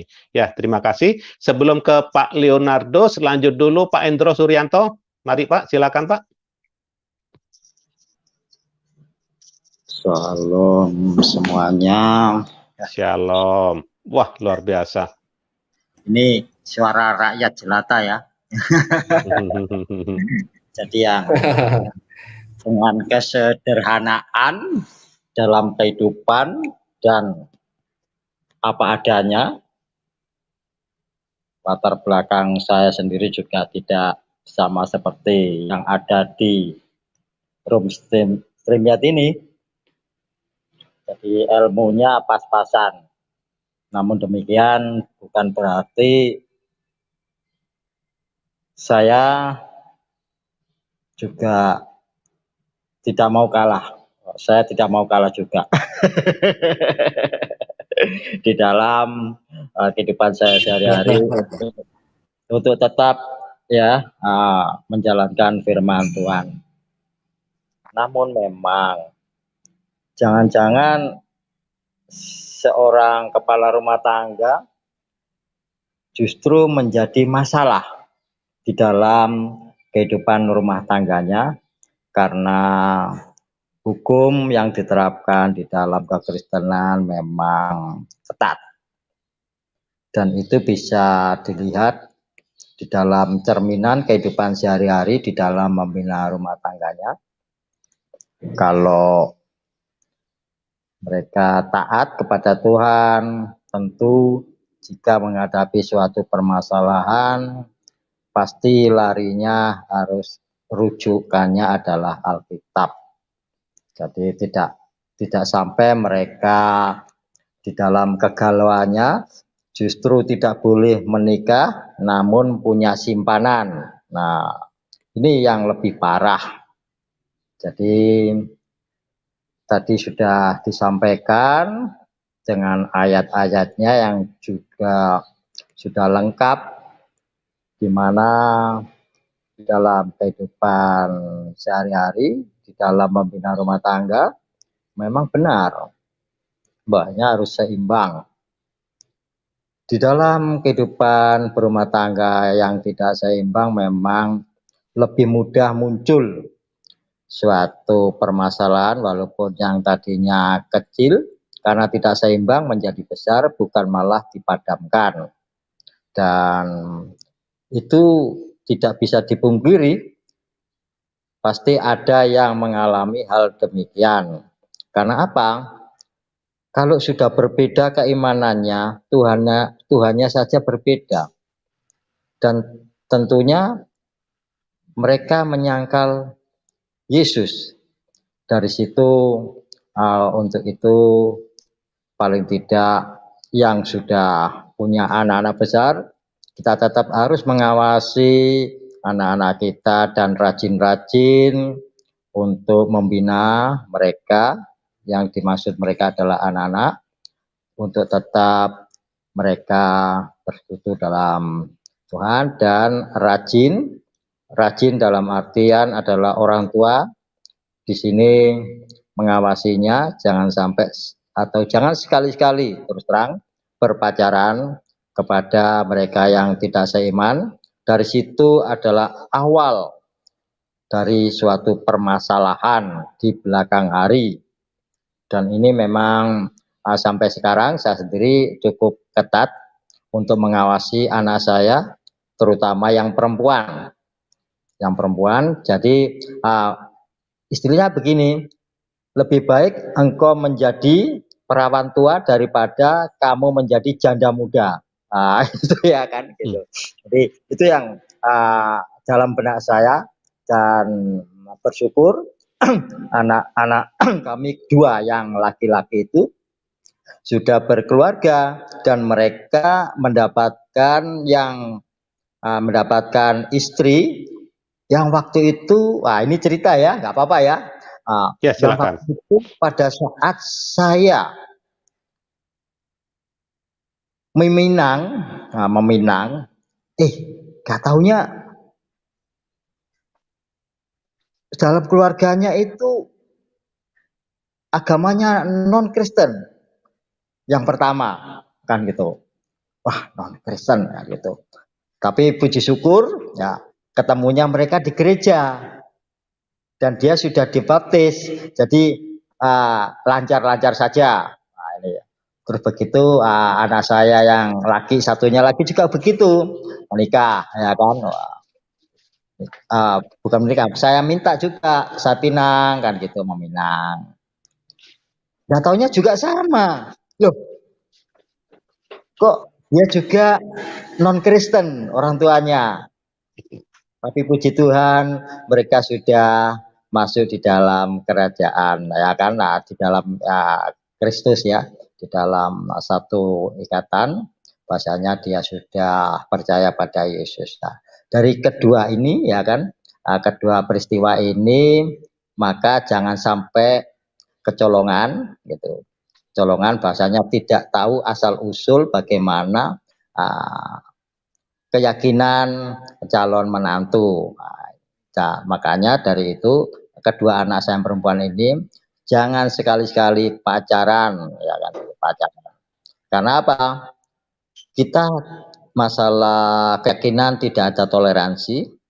Karena apa? Kenapa saya nggak ada toleransi? Karena hanya satu-satunya penyelamat adalah Yesus Kristus. Tidak ada yang lain di luar Yesus Kristus yang bisa selamat. Demikian dari saya. Terima kasih. Ya, terima Ayatnya kasih. Pak, ini penting banget. Tampilkan ayatnya Pak dari Pak Leonardus ini, 2 Korintus 6 ayat 14 Pak. Pak. Oh, saya nggak bisa tampilkan Pak. Ya. Pak Heri mungkin bisa.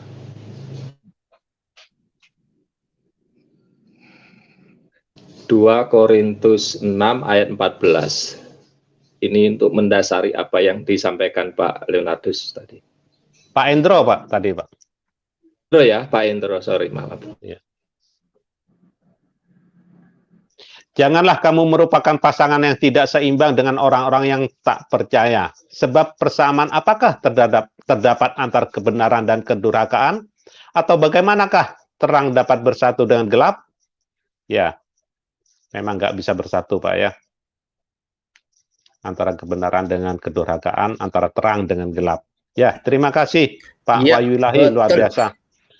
Baik. Ya. Nah, saya tambahkan singkat saja. Banyak Silakan, orang Pak. yang sama dengan Pak Indro, tidak salah Pak, yang selalu gini, saya ini orang biasa, saya ini orang ketengan lah, ini. Ya, itu sebuah kerendahan hati. Tetapi di dalam Tuhan Pak, itu faktanya begini loh Pak. Bukan jaminan orang yang bergelar tinggi, pendeta besar dan lain-lain, itu bukan jaminan pelaku firman. Tuhan itu lebih mencari yang pelaku firman, bukan yang tahu firman. Itu yang terpenting.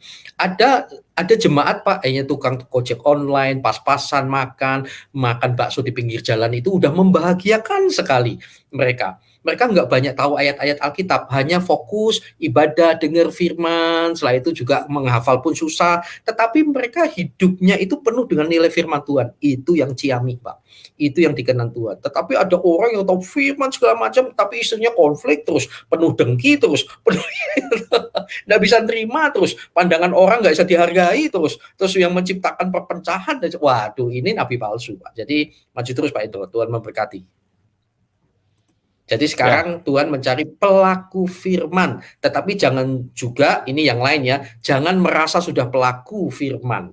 Jangan pernah merasa sudah tahu. So itu saya punya prinsip do your best without thinking that you're the best. Lakukan yang terbaik tanpa merasa yang terbaik, supaya saudara terus kejar yang terbaik terus. Amin. Ya, terima kasih Pak Heri, luar biasa ya. Jadi pelaku firman, jadilah pelaku firman. Nanti kelak akan ditolak oleh Tuhan ya, bukan orang yang hanya memanggil Tuhan yang masuk kerajaan surga. Ya, luar biasa Pak, luar biasa Pak. Jadi pelaku firman itu yang berkenan di hadapan Tuhan. Ya, baik, lanjut ke Pak Leonardus. Shalom Pak Leonardus. Shalom Pak. Memang membicarakan rumah tangga ini benar-benar tidak ada rumus yang paling tepat. Rumus yang paling tepat itu adalah firman Tuhan ya, seperti yang disampaikan oleh Bapak Pendeta, Ibu Pendeta semuanya. Tidak ada rumus yang paling tepat kecuali firman Tuhan. Jadi hanya berbagi dari pengalaman saya yang berumah tangga, saya pikir perlu ya macam mana rumah tangga itu. Pertama yang pernah dia bilang Ibu Suryani beberapa bulan yang lalu dalam khotbahnya adalah komitmen ya. Komitmen dalam rumah tangga itu sangat penting gitu. Kalau sudah di dalam Tuhan dan komitmen itu dibawa dalam Tuhan, mudah-mudahan sampai hari ini rumah tangga itu akan utuh sampai sesuai dengan janji sehidup semati ya. Bila perlu nanti di pusara kita, kuburan kita berdampingan begitu, berdekatan. Nah, kalau saya lihat memang yang paling rentan itu rumah tangga itu adalah pihak ketiga ya. Karena kita sebenarnya berumah tangga itu menyatukan dua keluarga yang besar, keluarga dari pihak laki-laki dan keluarga dari pihak perempuan. Dan begitu banyak pemikiran yang mengalir ke dalam rumah tangga ini. Sehingga komitmen dalam rumah tangga ini harus benar-benar kuat supaya goyangan-goyangan itu tidak meruntuhkan keluarga ini. Karena kita juga merasakan sewaktu berumah tangga justru angin kencang itu dari pihak ketiga, dari pihak keluarga saya sendiri, dari pihak keluarga istri, begitu angin goncangan itu. Sehingga memang perlu kita pahami seperti apa yang ada tertulis dalam Alkitab, laki-laki dan perempuan itu menjadi satu dan meninggalkan ayah dan ibunya. Jadi mereka itu sebenarnya sudah meninggalkan keluarga ini menjadi keluarga baru, begitu. Bukan berarti putus hubungan, maksudnya otoritas mereka itu sudah penuh di mereka berdua, begitu. Jadi campur tangan dari pihak ketiga itu tadi benar-benar perlu dikurangin dan tidak lagi mengintervensi ke dalam, begitu.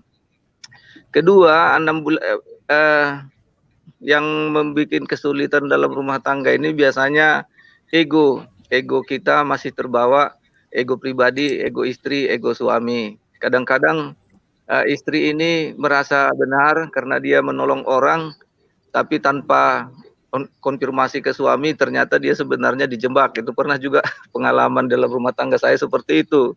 Dia ditipu orang alasan kemanusiaan, tapi sebenarnya dia menipu, gitu.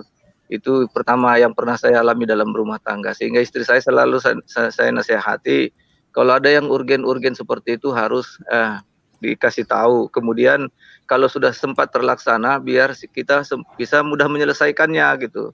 Karena hampir waktu itu terjadi masalah besar dan saya dipukulin orang gara-gara istri saya menjaminin orang berhutang alasan kemanusiaan. Istri saya tidak ngelapor, akhirnya bertahun-tahun itu sudah terjerat bunga yang sangat menumpuk, begitu. Jadi saya dipersalahkan orang, saya hampir mati dipijak-pijak orang rame-rame. Istri saya terlalu polos karena katanya hanya sehari 2 hari, rupanya dia dijebak, begitu. Jadi rumah tangga ini harus benar-benar nyatu, jangan terpisah-pisah cara berpikirnya ya. Nah, kemudian anggaran memang sangat rentan terhadap keluarga, anggaran keuangan ini. Karena istri juga punya kebutuhan pribadi dia dalam keuangan, suami juga.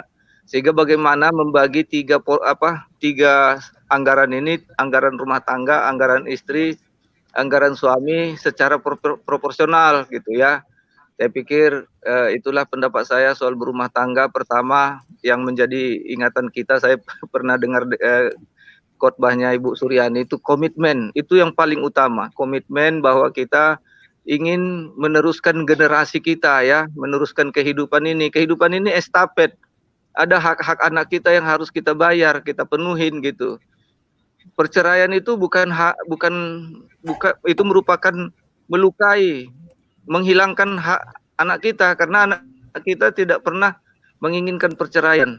Sehingga kewajiban kita menjaga utuh keluarga ini, karena itu hak mereka untuk bahagia.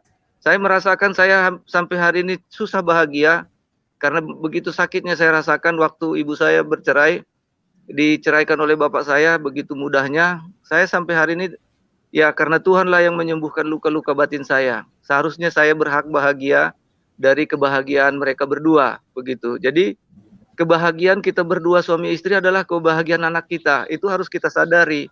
Waktu kita menyakiti istri kita sebenarnya menyakiti anak-anak kita juga. Begitu sebaliknya, waktu suami kita menyakiti atau istri kita menyakiti suaminya, itu sebenarnya menyakiti anak-anaknya juga. Jadi kita semua merasakan itu. Jadi kita harus tidak boleh ego. Kita harus berkewajiban membahagiakan anak kita sampai kita mati. Saya kira itulah yang bisa saya sampaikan. Ini hanya pendapat ya, tidak firman Tuhan. Firman Tuhan ya boleh sudah disampaikan oleh Bapak Ibu semua. Ini hanya sebagai pengalaman yang sudah berumah tangga. Besok ulang tahun rumah tangga saya yang ke-27. Ya, shalom Bapak Ibu. Dahsyat, 27. Luar biasa. Wah, ulang tahun Perak sudah lewat ini. Puji Tuhan, luar biasa. Tinggal Ya, baik. emasnya, Pak ya. Betul Pak ya. Saya mau nanggapin singkat Pak. Sekalian closing statement-nya, Pak ya. Oke, baik. Menjadi satu. Tadi firman Tuhan sudah dikatakan ya dari perjanjian, dan Tuhan mengutip laki-laki akan menjadi satu. Ingat loh, Tuhan mengatakan menjadi satu, bukan menjadi sama. Kalau menjadi sama, saudara, saya akan melambai. Atau kalau semua istri sama semua, saya bingung istriku yang mana, di pasar sama, semua sama. Menjadi satu itu beda, tetapi saling menerima dan saling mengisi, saling melengkapi gitu. Botol dan itu ilustrasi saya yang paling simpel menurut saya ya, bahwa botol dan tutup itu harus beda. Tetapi botol menerima tutup sebagai fungsinya. So itu kan akar perpecahan tadi kan karena fungsi yang tidak berfungsi dua-dua belah pihak gitu. Tapi kalau botol memaksa tutupnya menjadi sama dengan botol ditutup pecah, itu dia karena menginginkan bahkan memaksakan harus menjadi sama cara berpikir, cara ngomong dan lain sebagainya. Pentingnya komunikasi. Dalam setan itu cara perangnya mirip militer. Sebelum turun pasukan darat, maka pos-pos komunikasi dulu tuh dihancurkan. Ya, begitu komunikasi rusak, udah deh rusak deh semuanya. Orang salah tafsir dan lain sebagainya. Lalu kilang-kilang minyaknya dihabisin supaya tidak ada transportasi, yaitu urapan kita, sukacita kita dan lain sebagainya. Baru gampang tuh beritil-beritil yang lain. Jadi menjadi satu, bukan menjadi sama. Nah, itu nanti sesi berikut. Nah, kemudian hal yang penting lagi adalah ini, Pak. Saya tunjukkan. Skala prioritas. Dulu bertahun-tahun saya punya skala prioritas yang klasik. Jadikan Yesus sebagai skala prioritas dan fokuslah pada dampak. Kalau saya lakukan dampaknya apa, kalau nggak saya lakukan dampaknya apa. Kalau saya cerai, kemudian saya stres, lalu memilih cara memalukan, yaitu pergi ke sekuler, lalu untuk memecahkan rumah tangga, dampaknya apa? Jadi saya ajak untuk mikir dalam hal ini ya. Saya tidak mendoktrin saudara, tapi ayo mikir. Kemudian inilah konsep lama. Tuhan pertama, lalu keluarga, pelayanan. Betul ya? Betul. Ya, tapi konsep ini pun yang membuat keluarga saya luar biasa. Saya bahagia sekali dan itu melebihi dari harta apapun. Sampai sekarang saya seorang kontraktor. Kontrak rumah habis, tahun depan kontrak lagi, tapi bahagia. Anak-anak juga punya konsep sama dengan saya. Kalau punya rumah minimalis saja, bahagia dan seterusnya. Bukan berarti rumah besar nggak mau. Diberkati Tuhan ya mau, siapa nggak mau, nggak munafik saudara ya. Nah, ada orang pelayanan konsepnya adalah Tuhan, lalu pelayanan, lalu keluarga. Banyak anak-anak menjadi korban pelayanan. Itu banyak sekali, terutama pemimpin, saudara. Anak-anaknya nggak bisa jadi contoh. Lalu konsep yang bagus, Tuhan, keluarga, pelayanan. Wah bagus ya, tapi banyak juga keluarga pelayanan terganggu gara-gara keluarga. Wah itu saya dapatin itu. Padahal ini konsep ini bagus gitu. Tapi sayang pada akhirnya anak jadi berhala, ya istri jadi berhala, suami jadi berhala, seperti itu. Nah, konsep yang ideal ini saudara. Jadikan Yesus adalah pusat dari seluruh roda kehidupan saudara. Keluarga, bisnis, pelayanan dan seterusnya semua asal berpusat kepada Yesus, maka semua di dalam kontrol Tuhan. Kalau engkau pelayanan full time, saya dan istri full time saudara. Saya nggak ada usaha, nggak ada apa, hidup dari kasih karunia. So itu Anda yang punya gaji segala macam, kok ngeluh, stres. Saudara perlu bertobat, lalu perlu jadikan Yesus center kehidupan saudara. Amin. Ya. Kalau Yesus center saudara, itu akan menguasai seluruh Anda full time pelayanan, anak-anak akan mendukung pelayanan. Begitu. Loh, ada orang, padahal dia di dunia pelayanan, tetapi anaknya sejak TK udah bikin stres dia. Saya terheran-heran dan terharu-haru dalam hal ini. Saya tidak sempurna, tetapi konsep ini yang membuat saya bahagia. Melebihi keluh kesah pribadi saya tentang keuangan dan lain sebagainya, itu terhibur oleh kebahagiaan rumah tangga dan hidup di mana Yesus adalah center dalam seluruh kehidupan. Penutup, saudara. Nah, saat ini, Tuhan akan merubah pasangan hidupmu melalui perubahan hidupmu. Dan saudara, Anda yang lagi stres, Sebentar saya naikkan ya. Ini, Anda yang lagi stres, lihat, yang sibuk untuk merubah pasangan hidupnya. Apakah masih muncul ini tampilannya, Pak? Oh, masih ya? Muncul. Baik. Masih. Dan ini yang banyak mengubahkan dan menolong bukan karena saya dan istri, kata firman ini. Termasuk untuk suami loh, bukan hanya istri. Memang ini ayatnya untuk istri ya. 1 Petrus 3 ayat 7. 1 Petrus 3 ayat 7. Demikian juga kamu, hai istri-istri. Tetapi hari ini saya juga katakan, demikian juga kamu, hai suami-suami. Tunduklah kepada suamimu. Sebentar ya, saya tutup supaya jelas. Sayang kalau tidak muncul dengan bagus. Saya ulangi lagi. Sebentar. Ya, ini dia. Ya. Baik.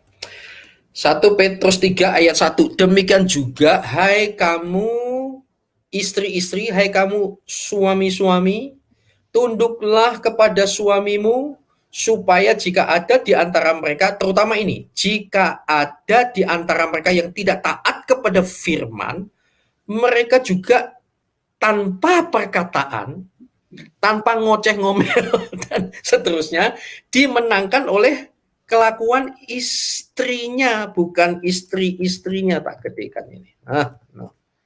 Ya, dimenangkan oleh kelakuan istrinya.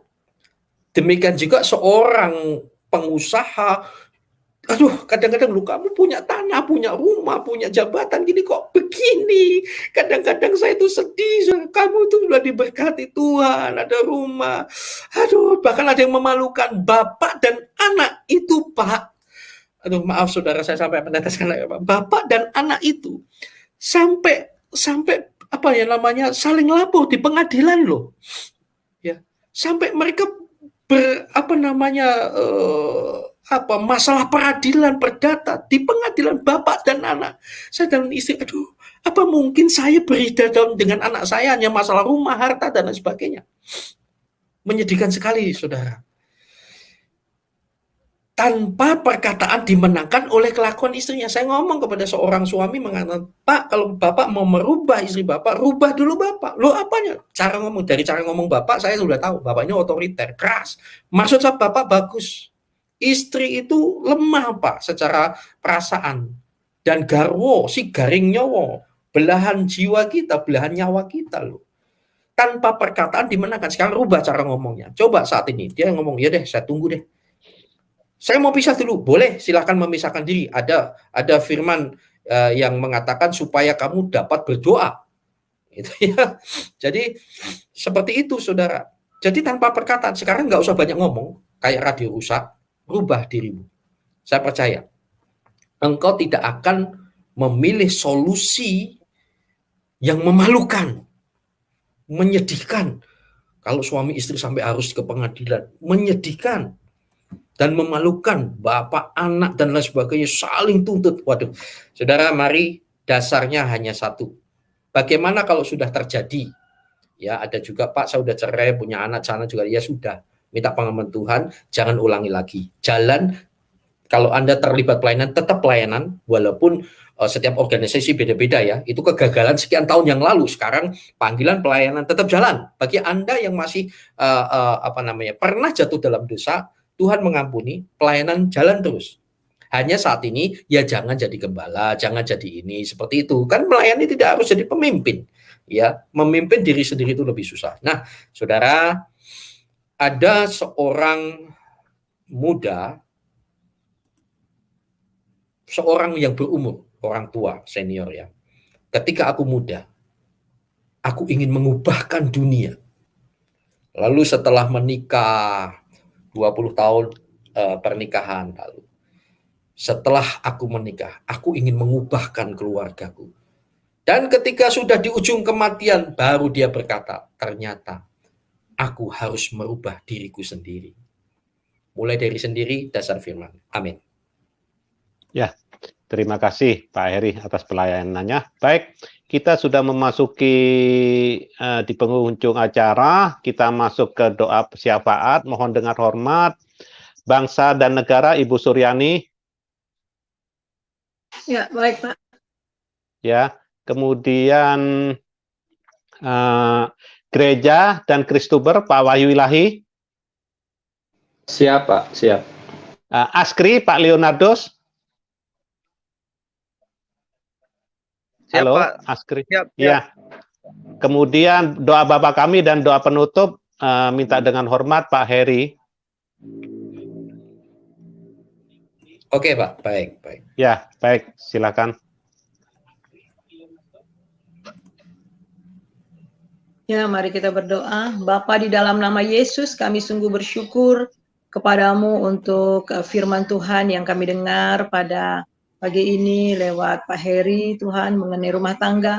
Kami mau berdoa, mengucap syukur karena Engkaulah perancang dari rumah tangga itu. Engkau juga yang mendesainnya, dan Engkau juga ya Tuhan menginginkan lewat rumah tangga melahirkan anak-anak yang takut akan Tuhan. Lewat rumah tangga lahirlah satu bangsa, satu masyarakat yang benar-benar kuat. Oleh sebab itu kami mau berdoa ya Tuhan, supaya di bangsa kami ini juga ya Tuhan, rumah tangga orang-orang benar boleh hidup di dalam Tuhan, boleh hidup berdasarkan akan kebenaran firman Tuhan, sehingga mereka boleh menjadi terang di tengah-tengah lingkungan di mana mereka berada, sehingga anak-anak mereka dididik takut akan Tuhan, sehingga juga Tuhan kami memiliki generasi yang unggul masa depan. Oleh sebab itu ya Tuhan, kami sekali lagi mengucap syukur untuk rumah tangga orang-orang percaya di mana saja berada. Biarlah Tuhan tutup bungkus dengan darah Yesus. Tuhan tolong supaya mereka semakin kuat di dalam Tuhan, di dalam membangun rumah tangga mereka masing-masing di dalam Engkau. Bapa, di dalam Tuhan berkati Pak Heri, urapi dia lebih hari, lebih heran, lebih dahsyat, sehingga lewat hidupnya ya Tuhan banyak jiwa yang boleh dimenangkan, banyak jiwa yang boleh bertumbuh di dalam kebenaran akan Tuhan. Berkati keluarga dan anak-anaknya. Kami pegang janji-Mu Tuhan, orang yang takut akan Tuhan, anak cucunya akan perkasa di bumi, diberkati dan menjadi berkat, dan itu akan menjadi bagian dalam Pak Heri punya keluarga dan juga kami semua yang ada di tempat ini. Kami mengucap syukur untuk bangsa kami. Kami mau berdoa ya Tuhan untuk presiden. Mari Tuhan Kau berikan hikmat, berikan kebijaksanaan di dalam memimpin, di dalam setiap keputusan-keputusan yang ada. Kami mau berdoa ya Tuhan supaya ada sinergi dengan pemimpin-pemimpin yang ada di daerah ya Tuhan, supaya semua program yang telah dibuat boleh berjalan baik dan lancar. Kami mau mengucap syukur untuk pemilihan daripada Panglima TNI. Mari Tuhan juga Engkau tolong juga ya Tuhan supaya benar-benar orang yang tepat dan untuk menjaga keamanan daripada bangsa kami Tuhan, supaya TNI juga ya Tuhan, Polri juga ya Tuhan, BIN, Densus 88, semua ya Tuhan aparat keamanan yang ada, supaya mereka betul-betul dapat bekerja bersama-sama, sinergi bersama-sama untuk menjaga keamanan dari bangsa kami. Kami mau berdoa, berikan hikmat kepada mereka ya Tuhan, di dalam mendeteksi Tuhan segala sindikat-sindikat atau jaringan-jaringan narkoba, juga jaringan-jaringan teroris, supaya tidak ada satu tempat yang tersembunyi Tuhan, tetapi dapat dibongkar ya Tuhan. Kami batalkan segala niat-niat jahat yang untuk menghancurkan bangsa kami ini ya Tuhan. Dan kami berdoa ya Tuhan supaya Tuhan sendiri yang menolong, menjaga, dan lewat kami semuanya ya Tuhan sebagai anak-anak Tuhan, kami boleh menjadi terang Tuhan dimanapun kami berada. Bapa, di dalam nama Tuhan Yesus kami mau berdoa untuk persiapan pemilihan presiden dan juga pemilihan kepala-kepala daerah pada tahun 2024. Tuhan, kami minta biarlah Engkau memilih orang-orang yang tepat, orang yang sungguh-sungguh kompeten, orang-orang yang sungguh-sungguh mengasihi bangsanya Tuhan, mengasihi negeri kami ini ya Tuhan, sehingga tidak ada kepentingan yang lain tetapi hanya untuk memajukan bangsa kami Tuhan. Oleh sebab itu kami mau berdoa ya Tuhan untuk persiapan-persiapan ini ya Tuhan, khususnya di partai-partai politik, supaya tidak ada kegaduhan, tidak ada persaingan yang begitu membawa dampak yang jelek. Kami minta ini di dalam nama Tuhan Yesus, dan kami tidak izinkan ada pihak-pihak ketiga yang mengambil keuntungan untuk mengadu domba satu kelompok dengan kelompok yang lain. Kami batalkan semua niat-niat ini Tuhan. Dan pada nanti tahun 2022 juga ya Tuhan, ada juga ada kekosongan-kekosongan, ada penggantian-penggantian kepala-kepala daerah untuk yang sementara. Tuhan juga tolong supaya segala sesuatunya boleh berjalan dengan baik dan lancar. Terima kasih Tuhan, kami mengucap syukur di mana COVID sudah melandai Tuhan, dan boleh dikatakan kami sudah berhasil, dan tetapi kami mau berdoa ya Tuhan supaya tetap masyarakat memelihara prokes Tuhan, mereka tetap taat. Ada beberapa daerah yang menolak vaksin. Tuhan, kami mau berdoa Tuhan, segala kedegilan hati mereka dipatahkan, dan kami mau berdoa supaya mereka dapat mengerti Tuhan, sehingga vaksinasi daripada program daripada pemerintah ini boleh berjalan dengan baik, sehingga setiap daerah-daerah boleh menerimanya, sehingga kesehatan bagi bangsa kami boleh terwujud Tuhan. Kami minta ini di dalam nama Yesus. Terima kasih sekali lagi, kami mengucap syukur untuk Indonesia, untuk kemajuan demi kemajuan, dan kami percaya kalau Indonesia masih utuh sampai saat ini Tuhan, karena begitu banyak orang yang berdoa, karena banyak orang-orang yang mengandalkan Tuhan, dan kami percaya ya Tuhan, Indonesia akan bangkit. Perekonomian yang sudah mengalami pemerosotan karena pandemik ini Tuhan, bahkan perusahaan-perusahaan yang mengalami bangkrut, kami berdoa supaya akan bangkit kembali Tuhan. Semua sumber alam yang ada di Indonesia bisa dikelola dengan baik, pemerintah diberikan hikmat sehingga Indonesia boleh bangkit secara ekonomi, dan Indonesia boleh menjadi berkat bagi bangsa-bangsa. Terima kasih Tuhan, terima kasih. Terpuji-puji nama Tuhan, di dalam nama Yesus kami berdoa. Haleluya, amin. Tuhan Yesus, kami ucap syukur. Hari lepas hari Engkau memelihara kami, Engkau memberikan hikmat kami untuk kami semakin mengasihi Engkau, semakin mencintai Engkau, semakin menjadi pelaku-pelaku akan firman-Mu. Tuhan, pagi hari ini kami terbeban hati kami untuk kami berdoa gereja-gereja yang ada di seluruh Indonesia Tuhan, di pelosok-pelosok negeri ini Tuhan. Kami berdoa untuk gereja-gereja ini Tuhan, biarlah gereja-gereja ini bisa melahirkan sebuah keluarga yang sehat Tuhan. Gereja-gereja ini menjadi history maker untuk menciptakan keluarga-keluarga yang mengasihi Engkau Tuhan, keluarga-keluarga yang menjauhi larangan-Mu Tuhan, perceraian itu Tuhan, karena di dalam perceraian Tuhan kami meninggalkan orang-orang yang bercerai, meninggalkan luka bagi pasangannya ataupun bagi keturunannya Tuhan. Biarlah gereja-gereja ini semakin mengabarkan berita keselamatan, berita pertolongan, bahwa di dalam pernikahan, di dalam keluarga ada penolong yang sungguh, ada penolong yang hidup yang kami kenal di dalam nama Tuhan. Karena kami tahu Tuhan melalui gereja ini, rakyat kami, bangsa ini semakin mengasihi Tuhan. Di mana satu keluarga sehat, maka lingkungan itu akan sehat Tuhan.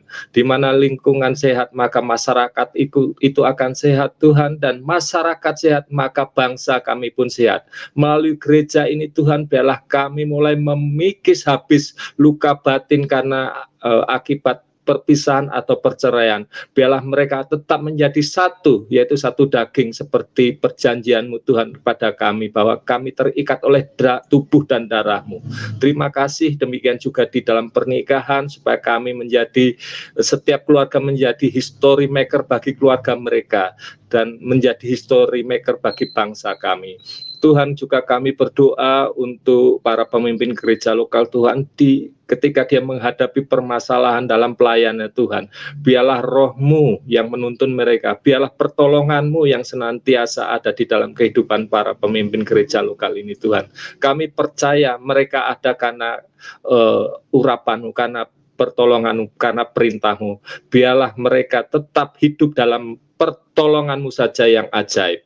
Tuhan, juga kami berdoa untuk para Kristuber Tuhan yang ada di Indonesia. Tuhan, kami hadir, para Kristuber hadir itu karena mereka mengasihi firman-Mu, mengasihi sesama kami, mengasihi anak bangsa ini, untuk kami sama-sama belajar, untuk kami sama-sama memberitahukan bahwa ada pribadi yang sanggup menyelesaikan segala permasalahan dalam hidup mereka. Ada sebuah pribadi sebagai jalan kebenaran dan hidup. Ada sebuah pribadi sebagai penebus mereka, sebagai jaminan mereka untuk masuk ke dalam kerajaan surga, yaitu Yesus Tuhan yang hidup. Terima kasih Bapa untuk para Kristuber, kiranya Engkau menolong mereka, Engkau senantiasa bekali mereka dengan pengetahuan kebenaran akan firman-Mu, akan kebenaran isi Alkitab-Mu Tuhan. Biarlah para Kristuber itu juga sebagai pelaku-pelaku firman Tuhan. Terima kasih Bapa, segala aktivitas pekerjaan para Kristuber Engkau tolong Tuhan, Engkau memberkati Tuhan. Biarlah mereka juga sebagai orang-orang yang mengasihi sesamanya untuk selalu membantu, baik secara tenaga atau pikiran Tuhan, bahkan ekonominya pun untuk membantu orang-orang yang kurang mampu Tuhan. Terima kasih Bapa, kami memberkati para Kristuber ini Tuhan, supaya mereka semakin mencintai Engkau, semakin menyatakan kebenaran-Mu melalui kebenaran Alkitab ini, melalui kebenaran firman-Mu. Terima kasih Bapa, biarlah kami juga melakukan amanat agung-Mu, para Kristuber ini menyampaikan berita kemenangan, berita sukacita, Injil pembebasan, yaitu menjadikan mereka bangsa itu murid-Mu Tuhan, untuk mengenal jalan-jalan-Mu yang penuh kasih, jalan-jalan-Mu yang sangat ajaib. Terima kasih Bapa, kiranya Kristuber ini semakin bertambah, semakin bermunculan, supaya banyak orang belajar, banyak orang mengenal akan kebenaran firman-Mu. Di dalam nama Tuhan Yesus kami berdoa dan mengucap syukur, dan kami tetap di dalam rancangan-Mu yang ajaib dan hidup. Haleluya. Terima kasih Bapa yang kami kenal melalui Yesus Kristus Tuhan dan Juru Selamat kami.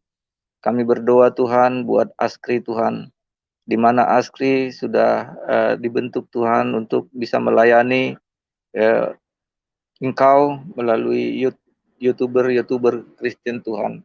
Biarlah sarana ini menjadi penginjilan Bapa, untuk menyampaikan kabar baik, kabar sukacita, kabar keselamatan, kabar pengampunan Tuhan, pengajaran-pengajaran yang baik, pengajaran-pengajaran yang sehat, biar juga dihasilkan oleh hamba-hamba Tuhan yang ada di Askri ini Tuhan, biar mereka melayani Engkau dengan baik Bapa. Berkati semua pelayanan mereka Tuhan, berkati semua pekerjaan mereka Bapa. Cukupkan segala keperluan mereka ya Bapa dalam melayani Tuhan. Biarlah mereka bisa bekerja untuk membangun kerajaan-Mu di Indonesia ini ya Bapa, supaya banyak lahir generasi muda, generasi bangsa ini Tuhan, generasi yang produktif Tuhan, generasi yang sehat Tuhan, generasi yang bisa membawa kemuliaan bagi nama-Mu Bapa di negara kami ini Tuhan. Biar banyak orang bertobat Bapa, biar banyak orang yang belum mengenal kerajaan-Mu, yang masih tersesat dan masih jauh di sana Bapa, bisa mendengar berita keselamatan Tuhan, bisa mendengar pengajaran-pengajaran yang baik, pengajaran-pengajaran yang sehat Bapa di negara kami ini Tuhan. Biar mereka mendapatkan ide-ide baru, mendapatkan pemahaman-pemahaman baru Tuhan, pemahaman-pemahaman yang makrifat Tuhan, untuk bisa menyampaikan firman-Mu kepada kami ya Bapa, kepada orang-orang yang mendengar melalui channel YouTube mereka Tuhan. Kami percaya ya Bapa, semua anak-anak-Mu akan Engkau berkati, semua mereka akan dipimpin oleh Roh Kudus Tuhan.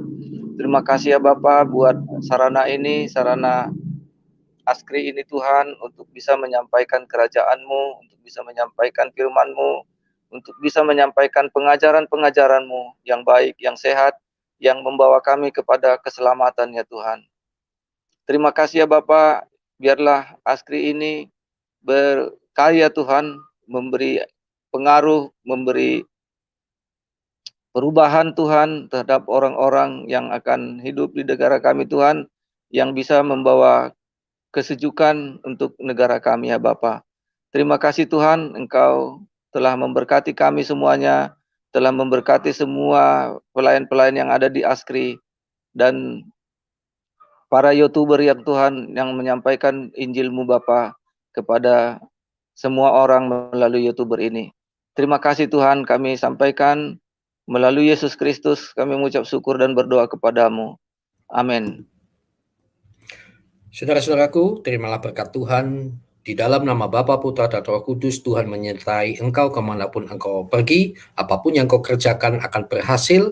Dan jangan lupa terus setiap hal yang dikerjakan dalam rumah tanggamu, pekerjaanmu, pelayananmu, apapun itu berdasarkan batu karang yang teguh, yaitu firman Tuhan di dalam nama Tuhan Yesus. Karena itu, mari kita berdoa seperti yang Tuhan ajarkan.